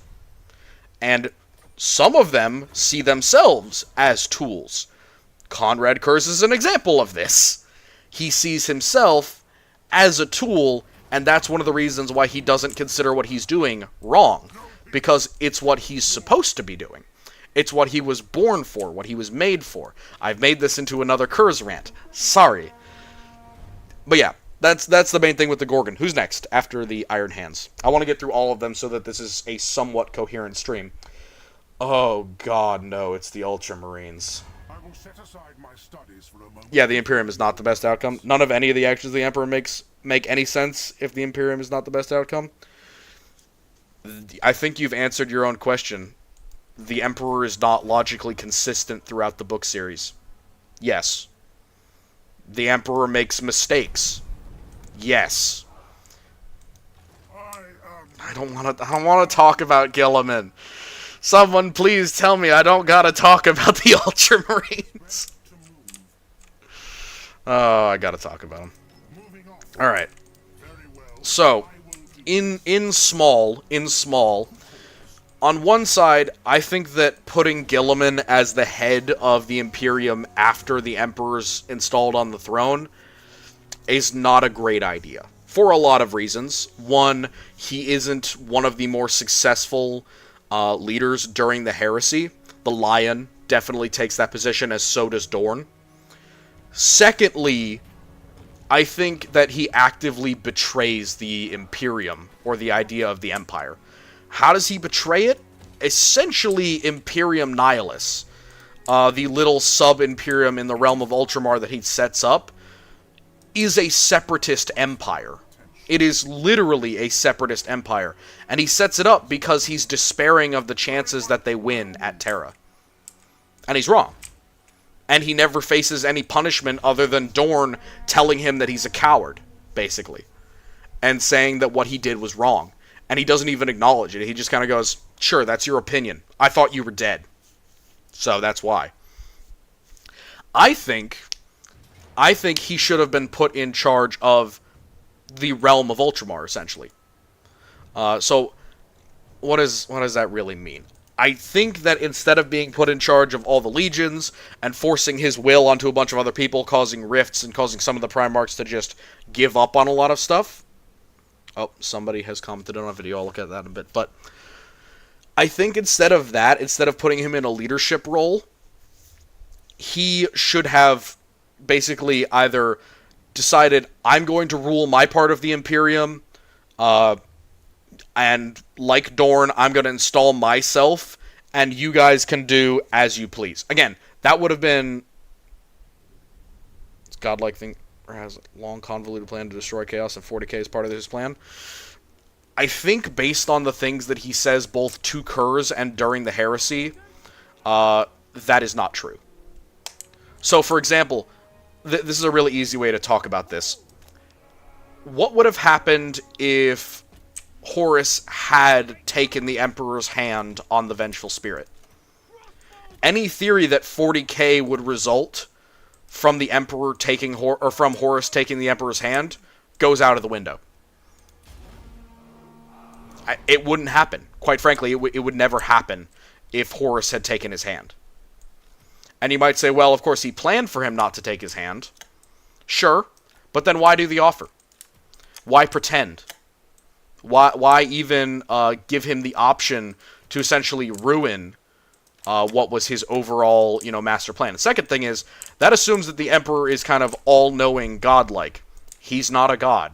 He repeatedly tells everyone he's not a god. He acts like a god, and he's pompous like a god, and he has powers like a god, but he's still just a psyker. Why wouldn't you offer? Very simple. You know it's going to be refused. That's the reason. If his plan is to result in 40k, if his plan is essentially to guarantee that Horus dies and he is wounded and 40k results, there's no point in offering because he knows that he will refuse. There's no moral high ground for the Emperor. There's no moral high ground at all. These are traitors. They've betrayed him. His most powerful son, his most blessed and beloved son has betrayed him in the most absolute and abject way to the enemy. Why offer that when you know it's going to be refused, and if you don't offer it, theoretically 40k doesn't have to result. If he hadn't let up, theoretically again, he could have killed Horus outright. Wouldn't you want as many weapons to fight Chaos? The Primarchs are not his weapons to fight Chaos. That would be my answer to that. They are not his weapons to fight Chaos. The Primarchs were tools for very discrete tasks. Now, you could argue that somebody like Magnus was made to fight Chaos, but you cannot argue that all of the Primarchs are required to defeat Chaos, because if that was the case, Chaos won already. If the Emperor was the one who had the best chance, and his plan got destroyed by the Chaos Gods, and Horus was somehow associated with that plan in some way, that's it. The Emperor lost. Chaos wins. So if you want to take that mindset, just understand that you've lost already. And that Chaos will win eventually, no matter what. Because the Primarchs, some of them are dead. And if all of them were required to be in some kind of end game for Chaos, game's already over. Chaos won. So that's why I don't consider the Primarchs a weapon against Chaos. The Webway Project was a weapon against Chaos, a way to inure humanity to it, and the overall unbelief that the Emperor was seeding into his new empire. But obviously, that didn't go the way that it was supposed to, and that's why he came down so hard on the Wordbearers, who treated him like a god. That's why he came down so hard on any of his sons having too big for their boots and pretending to be gods, Lorgar. But again, if you treat the Primarchs as a method to fight Chaos, you have already lost the battle against Chaos, because some of the Primarchs are dead, and the Emperor's plan was interfered with, gone awry, and is already at its end. And if 40k was the plan, why in God's name would you... Or if 40k wasn't the plan, why in God's name would you not just kill Horus? At that point. Or at any point. You know, don't offer it. Don't offer clemency. He didn't offer clemency to any of his other sons. What? Was Alpharius unimportant? Was Curze unimportant? Was Angron just a waste? And also, if they were all weapons against Chaos, what about the two Primarchs who died before we even got to know them? What about the two forgotten Primarchs? How are they going to fight Chaos? They're dead. The Emperor ordered their deaths. Yeah. They might have individual tools or tasks to fight Chaos. But yeah, I would not call 40k the Emperor's plan. No way. I talked about Guilliman being in charge of Imperium Nihilus instead of trying to dictate to his brothers, right? Theoretically, that could have left more of the Imperium intact, and it could have left the legions at some higher strength. And while it's arguable whether legions or chapters are more effective, we know that the legions, at least, were very effective at their job.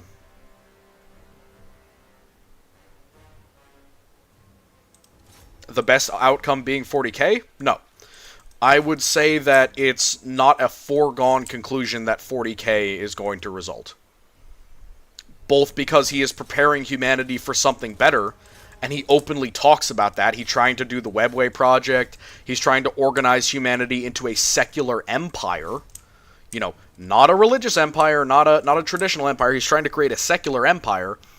If he's trying to do that, why would he not just prep them for what 40k is going to be if he knows that's the future? He certainly doesn't have to do that for 40k to be the future. All he would have to do is basically nothing. So he either goes out of his way to pretend to look busy, which, that's insanity. Why would you do that? Are you crazy? Are you intentionally trying to cause a literal apocalypse that will kill billions of people and then put them in the worst possible situation for the future? If so, why are you making the Webway, which is theoretically supposed to be a way to save humanity from having to use the warp and be in the way of chaos corruption? It's just not logically consistent if that was the case.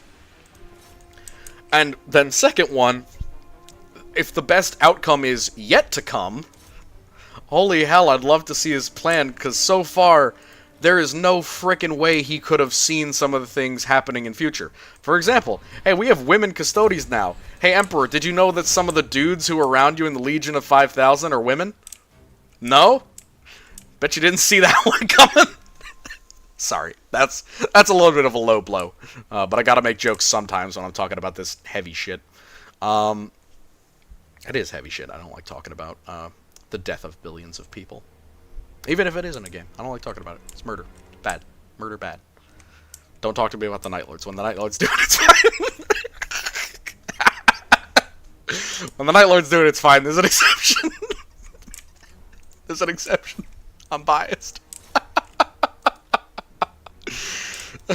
Some of his plans to be prepared for 40k got ruined? Yeah. Yeah. No, I'd agree with that. But if the Webway project was supposed to save humanity in his own lifetime, he sure as hell didn't get it finished. And if the Primarchs were supposed to do that, why does Magnus destroy the Webway project? You know, Chaos is fighting the Imperium, yes, but Chaos can't do it as directly, and if he has a way to deal with Chaos, his ability to affect reality actively ends once he is put on the Golden Throne. Yes, he can affect humanity indirectly by being a Chaos God, but his chance of creating a secular empire that is divorced from Chaos, it's over when he's sat on the Golden Throne. That will never be a thing that he will ever be able to achieve, because he becomes a god. And that's it. That's the end of it. If you have a plan and it fails, you should not have made the plan. I'm not sure if you've ever gone for a nice picnic at the lake and, it rained on you, but believe me, plans fail all the time, whether they were laid... have you ever heard the old phrase, the best laid plans of mice and men often go awry? The Emperor is just a man. Just a man. Sorry. I left off at Gilliman and his lapdogs. Sorry, what was the question? Oh, if you have a plan and it fails, should you not have made the plan? Should you not have made the plan? No, because plans can fail. That is something that occurs on occasion. Oh, you're saying whether it was moot or whether it would make more sense that he did make a plan? I mean, you could argue that. It depends on whether you consider the Emperor, competent, to be a ruler. It's like, do you think his plan was a logical one or one that was likely to succeed? I think no, because let's be honest, the Chaos Gods weren't nearly as active as they could have been in 30k, and they still messed his plan up totally. So, clearly, he was outclassed by Chaos. That's just how I take a lot of the heresy. A lot of things he had planned, a lot of things he got done, he didn't get everything done. And that was mostly because he got outplayed a lot of the time. And a lot of that was related to the Primarchs. It was related to Magnus. It was related to Lorgar. And his plan didn't take into account all of the corruption that could happen.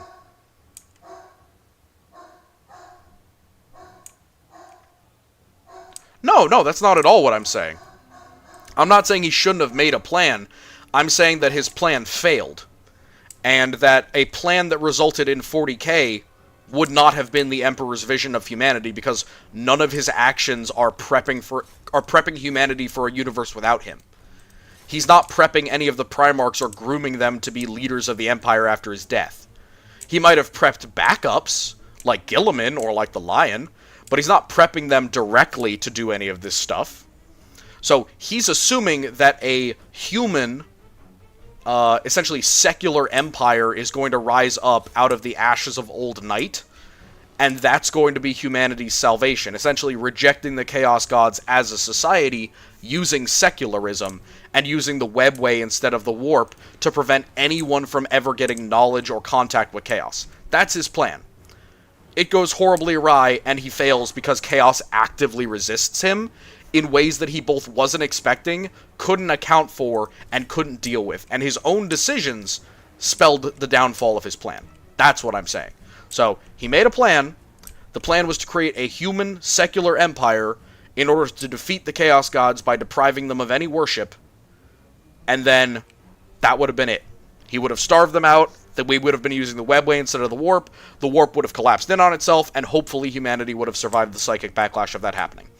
That was the plan, essentially. That was the down and dirty of what the Emperor had intended for the eventual Imperium. And it failed. Outright, both because, well, he didn't take certain things into account, including the interference of Chaos, and his decisions during the heresy spelled his own doom. Sorry. I am missing a couple of legions. I got to the Iron Hands, World Leaders, Ultramarines, Death Guard. I would change nothing about the Death Guard. I love them a lot. I would change nothing. I change nothing. Nothing. I like sulky Mortarion. I know it's not a popular thing to say that I like Mortarion being a sulky little bitch, but it's so good with his character. It's so good. I love the way that he falls to chaos. I love the Death Guard as a faction that serves Nurgle as well. That's another thing. I am a big fan of Nurgle. Of all the Chaos Gods, Nurgle is definitely the one that I would worship. With Slaanesh being a close second, about equal to Khorne. Sorry, not a big Tzeentch fan. Just me. But yeah. I wouldn't change anything about them.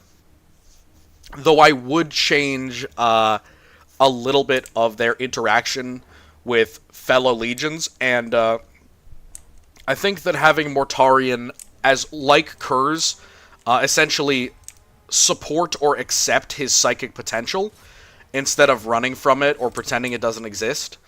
I think that would have been a good change for his character as well, to essentially accept it and then either use it to resist or serve chaos. Emperor had the best intentions, but I think he had way too many blind spots. Yeah. Yeah, even if Horus didn't rebel, I think the dystopia would have still been born from his utopianism. Oh yeah, for sure. No, a secular universal society, there's a reason why Old Knight was so destructive. He assumed that the Chaos Gods would die without worshippers. He's wrong. No offense, but he doesn't know all of the history of the universe, and even what he gained, it gave him an incorrect view on what would happen if Chaos was without worshippers. Chaos is primordial, it's primeval. And while he was aware that they could essentially go into stasis, you know, Tzeentch and Nurgle, or in my opinion, Nurgle then Tzeentch, come into reality first. They are the existence of creation and entropy constantly fighting each other. You know, time requires change. Time also requires constancy. That's why Nurgle and, oh my god. That's why Nurgle and Tzeentch are the first ones out, and why they constantly hate each other. But even then, after Khorne is born, and especially after the birth of Slaanesh, they're not going back into non-existence. They're going to sleep, if anything. So they could theoretically get back in... yeah, the gods are just names that we give nature. Yeah, 100%. 100%. The Emperor thinks that by removing worship, he will remove an inherent part of human nature. And you could argue that the Emperor's main flaw is not understanding human nature, because one of the reasons that his sons all desert him, or a whole bunch of them desert him, or act how he didn't intend them to, you know, his little toys, his test tube tools, one of the big reasons is he doesn't understand that they're human, and he doesn't treat them like human beings. He treats them like tools. And it's not a very good thing for a father to treat a son like a tool. And, you know, apart from ethics and morality, not exactly sure what he was expecting when he started treating all of them like they were not all that important to him. Plenty of people could argue with me there. He does have Horus, his golden boy, but still, man. His biggest flaw is not understanding human nature. And that applies to his plans for the Chaos Gods as well. Thousand Sons, that's the next legion I'm going to be talking about. I don't know. I don't know what I could change for the... Holy shit, that's like 12, 20 stacks of orcs. Why? Why are they there? What are they doing? What do they be doing? Thousand Sons, I think Magnus should have fought to help Curze out a lot more. He gives him the Emperor's Turret. He's clearly in good relationship with Curze, or at least better relationship than the rest of the Primarchs. And I think if he had just gone a little further, if he had been willing to hear Curze out a little more and help him, that could have made a big difference. Especially with Curze accepting that he's a psyker. I think it would have made a massive difference.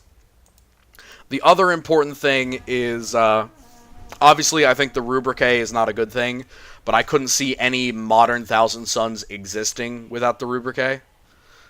So, whatever you want to input your own fantasy stuff there as to what you think should have been done instead of or in addition to the rubric. But yeah, in lore, the Thousand Sons are very nice for two things. They're a great scapegoat onto which they can essentially vent a bunch of the issues that the Imperium has. He's a major component of Nicaea, so that matters a lot. He does lots of great things during the Heresy. He just kind of gets almost like framed for the bad things that are happening in other legions, and he's treated really poorly for what he actually manages to do during the Heresy. Yeah, that'd be my reasoning there.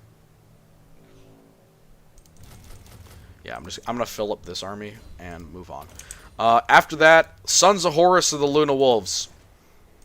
See, I am a bit of a Black Legion fan, so I don't know if I would even change much with them. I don't like Abaddon as a character, but I understand why he exists, as opposed to any of the other Luna Wolves being leaders of the Legion. There's a lot of characters that are really good during the Heresy that are from the Luna Wolves, but I don't think any of them would have worked well in 40k, or even necessarily survived in 40k, or survived to 40k. So, yeah, it's just gonna be a thing of how does the Empire cope with the Black Legion as they eventually will become. I think that could make a big difference in their overall structure. Kind of a thing of, well, we have all these issues. Is it worth setting up, a more solid defense or a more solid society using what's left of the Luna Wolves, or who wins at Terra, basically? Because if it's a Chaos victory at Terra, that matters a lot more. But I don't want to change the Heresy that much. These are just like minor changes that we can make. So really, I don't have much with the Luna Wolves. They perform really well. They get a lot of fun lore about them. Yeah, not much. Not much, to be honest.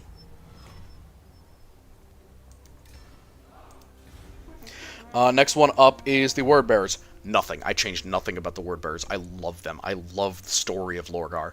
I love his everything. The only thing that I would wish happens would be that Corphiron kills Erebus. That would be the main thing. Erebus doesn't survive the Heresy, but not because he's killed by some other legionary or killed by some other force, because Corphiron kills him. That's what I would want to happen. And there's a reason for that. One, Corphiron is a better influence on Lorgar than Erebus is. He is not necessarily a better member of the Thousand Sons, but he is at least a better leadership figure for Lorgar. So he's kind of he's a better man. And yeah, he kind of is. So if Corphiron killed Erebus, huh? Doing a video on Leagues of Votann, or are you waiting for their model range and lore to get more fleshed out? I am stupid. Very stupid. Unintelligent. Have you ever heard of somebody who just really is a big dumb dummy and doesn't really understand things that are complicated and convoluted? So, because I am stupid, I will not do the Leagues of Votann until they have more lore that actually makes sense. And I'm also kind of maybe theoretically banking on them being squatted at some point. I don't want it to happen, but I think GW might relent and squat the faction in its entirety.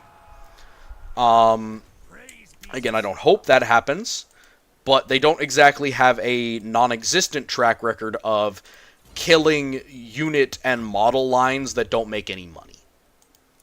So, yes, we are going to wait until they have better lore and more fleshed out lore. Hope that answers your question. I don't hate the leagues, I just wish that they had gone full bore and just called them squats. Because they are.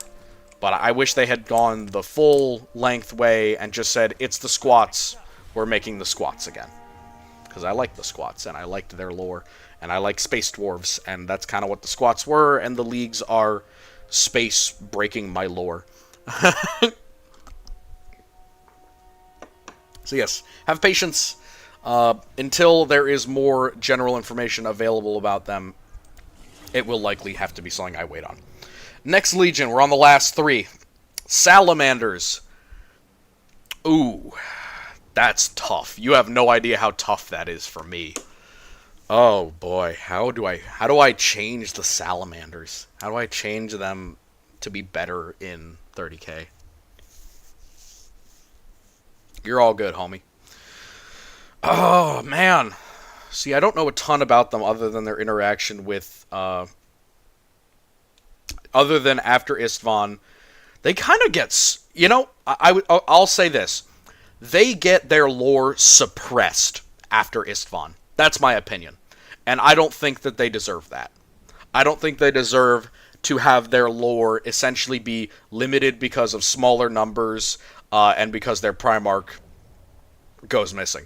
I think they should be doing more during the Heresy. That's what I would say. I don't necessarily have a specific thing that I would like them to do, but I think that they deserve more than they got. They deserve more opportunities to be there in the lore and in the stories. That's an opinion that I can put forth confidently. Also, this is going to be a hard fight, I'm not going to lie.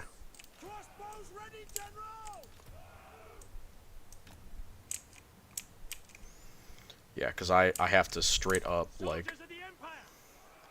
I have to stick a whole bunch of little units here. And then I have to stick halberdiers and these guys right here. And that, plus this... Okay, this should be an acceptable battle tactic. Give me 1 sec. I'm going to let this go for a second and make sure that I'm not getting absolutely overwhelmed by feral orcs.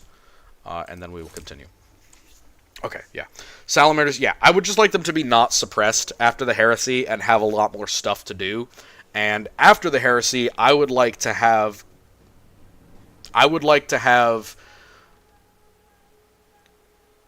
Vulcan actually die. Or get put into a position where he has to remain in a certain place. Essentially, I don't want him to disappear. That's a really dumb thing in lore and books, to just have a Primarch, one of the most important people in the Imperium, just dis-a-frickin-peer. I think that that's really, really silly.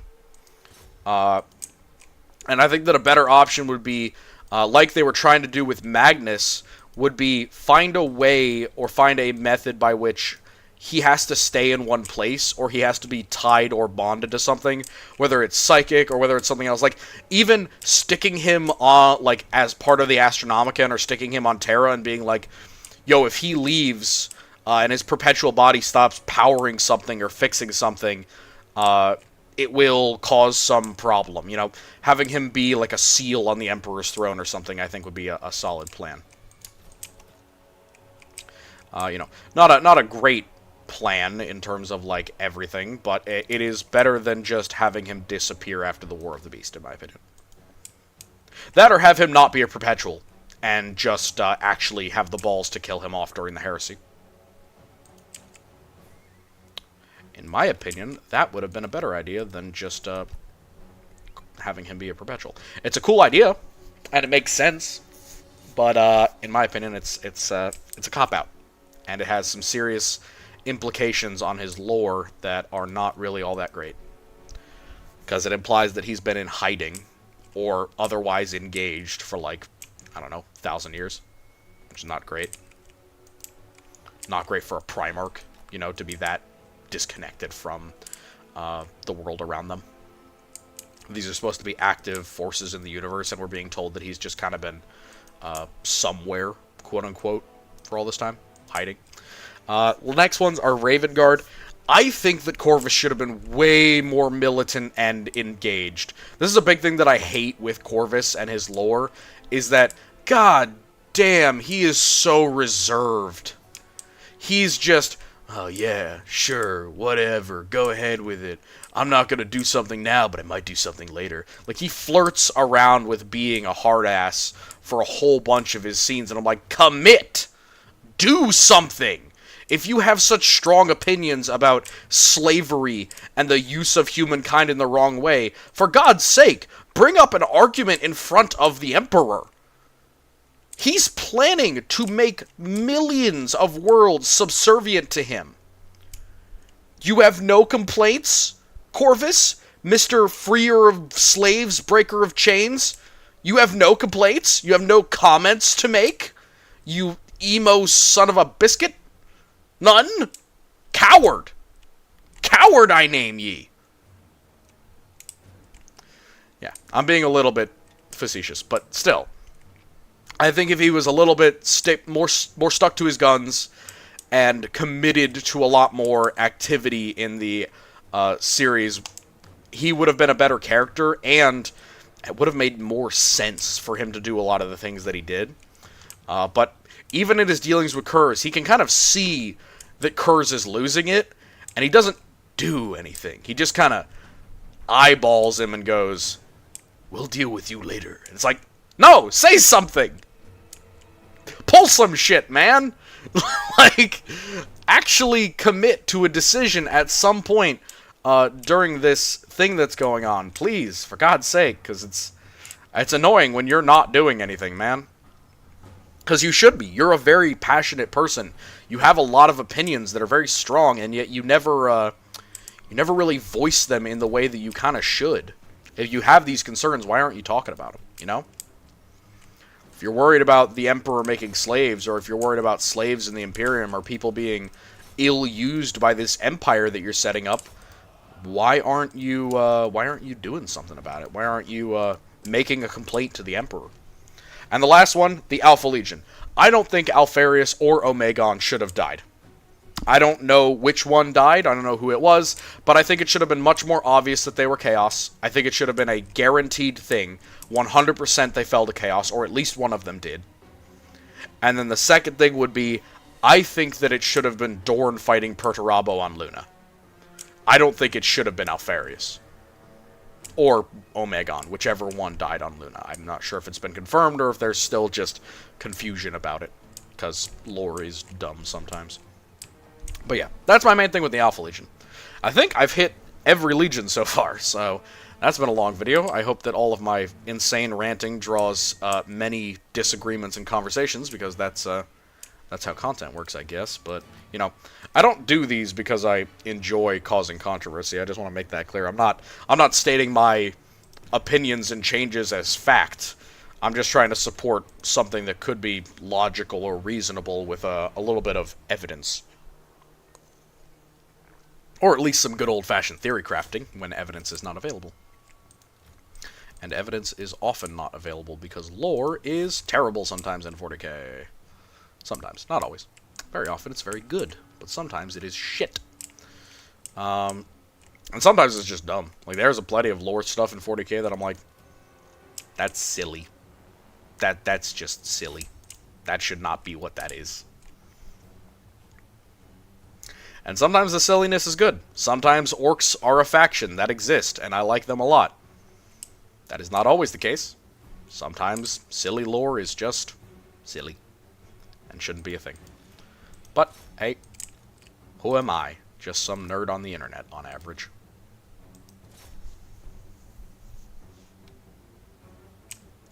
Okay, this is an intense fight here. I don't think I can turn this around, but I'm fairly confident in my ability to at least mess up some of these guys. Come on, man, get out of the way. Get out of the way of their charge, come on. Charge bonus, let's go.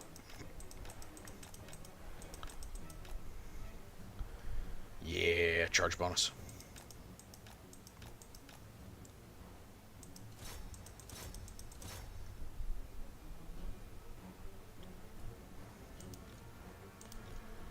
Alright. Send them in here, send them in here, send him behind there. Artillery needs to be firing on this group of orcs. Yeah. We gotta keep all of our heads on a swivel here, because this is going to be a hard fight if I even win at all.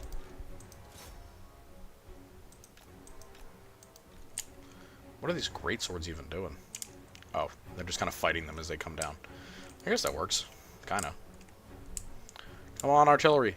Do the things. Get some actual kills, please, because you're not doing very well right now. I love how I have to beg Total War II artillery to work, period. because it doesn't like to. It hates me personally. It has some sort of vendetta against me. I don't know why. It's a very personal thing, and I feel insulted, quite frankly. Is this gate just no? It's just broken. The game is just broken. Okay, cool. I mean, if that works, it works. I'm gonna move these guys here so that we keep some leadership up, and I'm gonna move him right into the fray. Yeah, with enough archers, the savage orcs are very stupid. So I'm confident in their ability to rout. Hopefully that's the thing that happens. Yeah, we can have this up.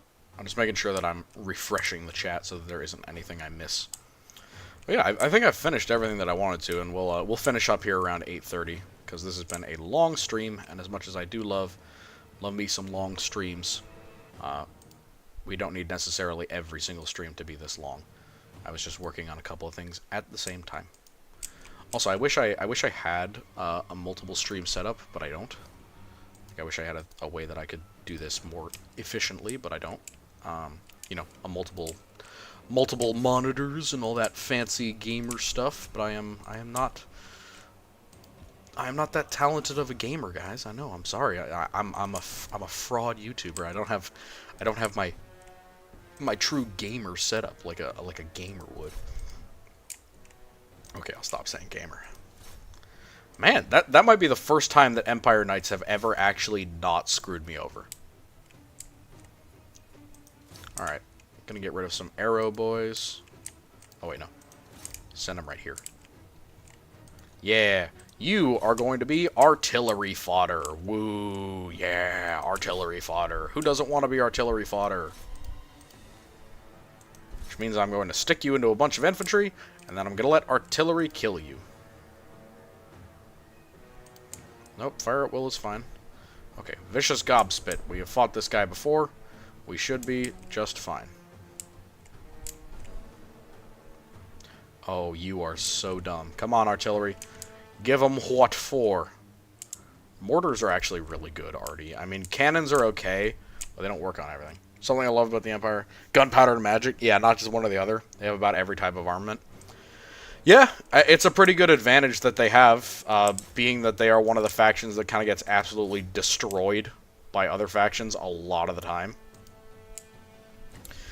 They spend most of their time getting raided, shot to death, or attacked by eldritch monsters from beyond the stars.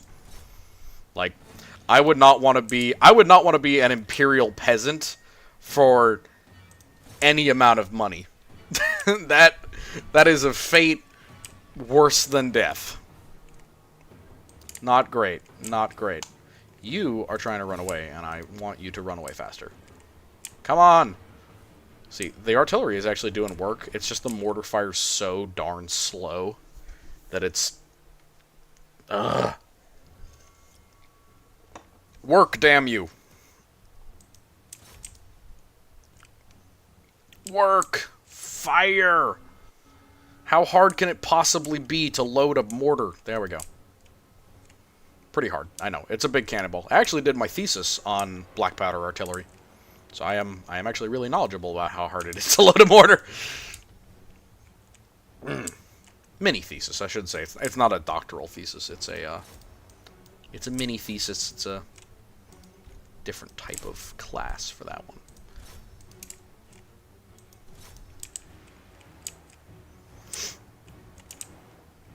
Yeah, I'm probably going to lose just because I don't have enough bodies to throw at them. But this has been a pretty good fight. I got almost all of them dead. I got a couple of units routed. I think I'm just going to speed it up because I'm definitely going to lose.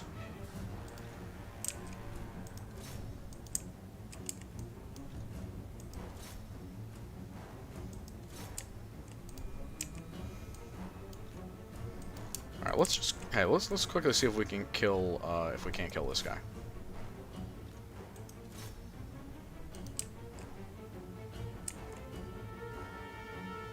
Yeah, no, orcs are rough, man. Orcs are rough. But not a bad fight. Definitely the valiant defeat that the auto-resolve offered us, so that was a solid hour of wasting your guys' time. But we did finish the legions, which was good. I was glad to do that.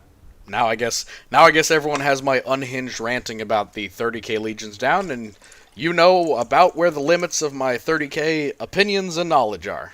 There you go. So this wasn't a wasted stream after all. Everybody knows now. Everybody's aware of where I thinks things should be. I'm not really good at Imperial armies. You'll have to take my pardon, Wallflower. We just have we have a lot better mental capability for Skaven in this game and for Dark Elves than we do for the Empire. And also, I kind of don't like how terrible the leadership is on most Empire units. And you might say, what? The Skaven have bad leadership. Yeah.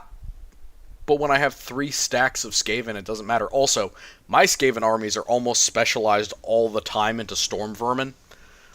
And I run leaders with very, very high leadership bonuses. So my Storm Vermin are basically unbreakable at all times.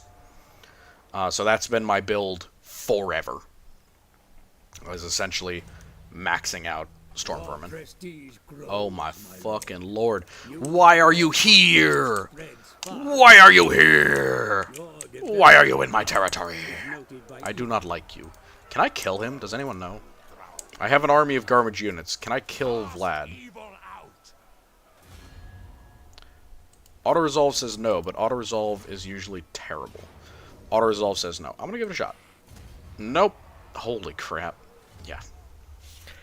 Also, I think love for the Empire is a desire for new historical Total War with gunpowder ages. I mean, technically you get that in Total War Shogun. It's just Japanese. So, might not be everyone's kettle of fish. But hold up, isn't there another, is there no pike and shot Total War? Is there no, like, 16th century, 17th century Total War game?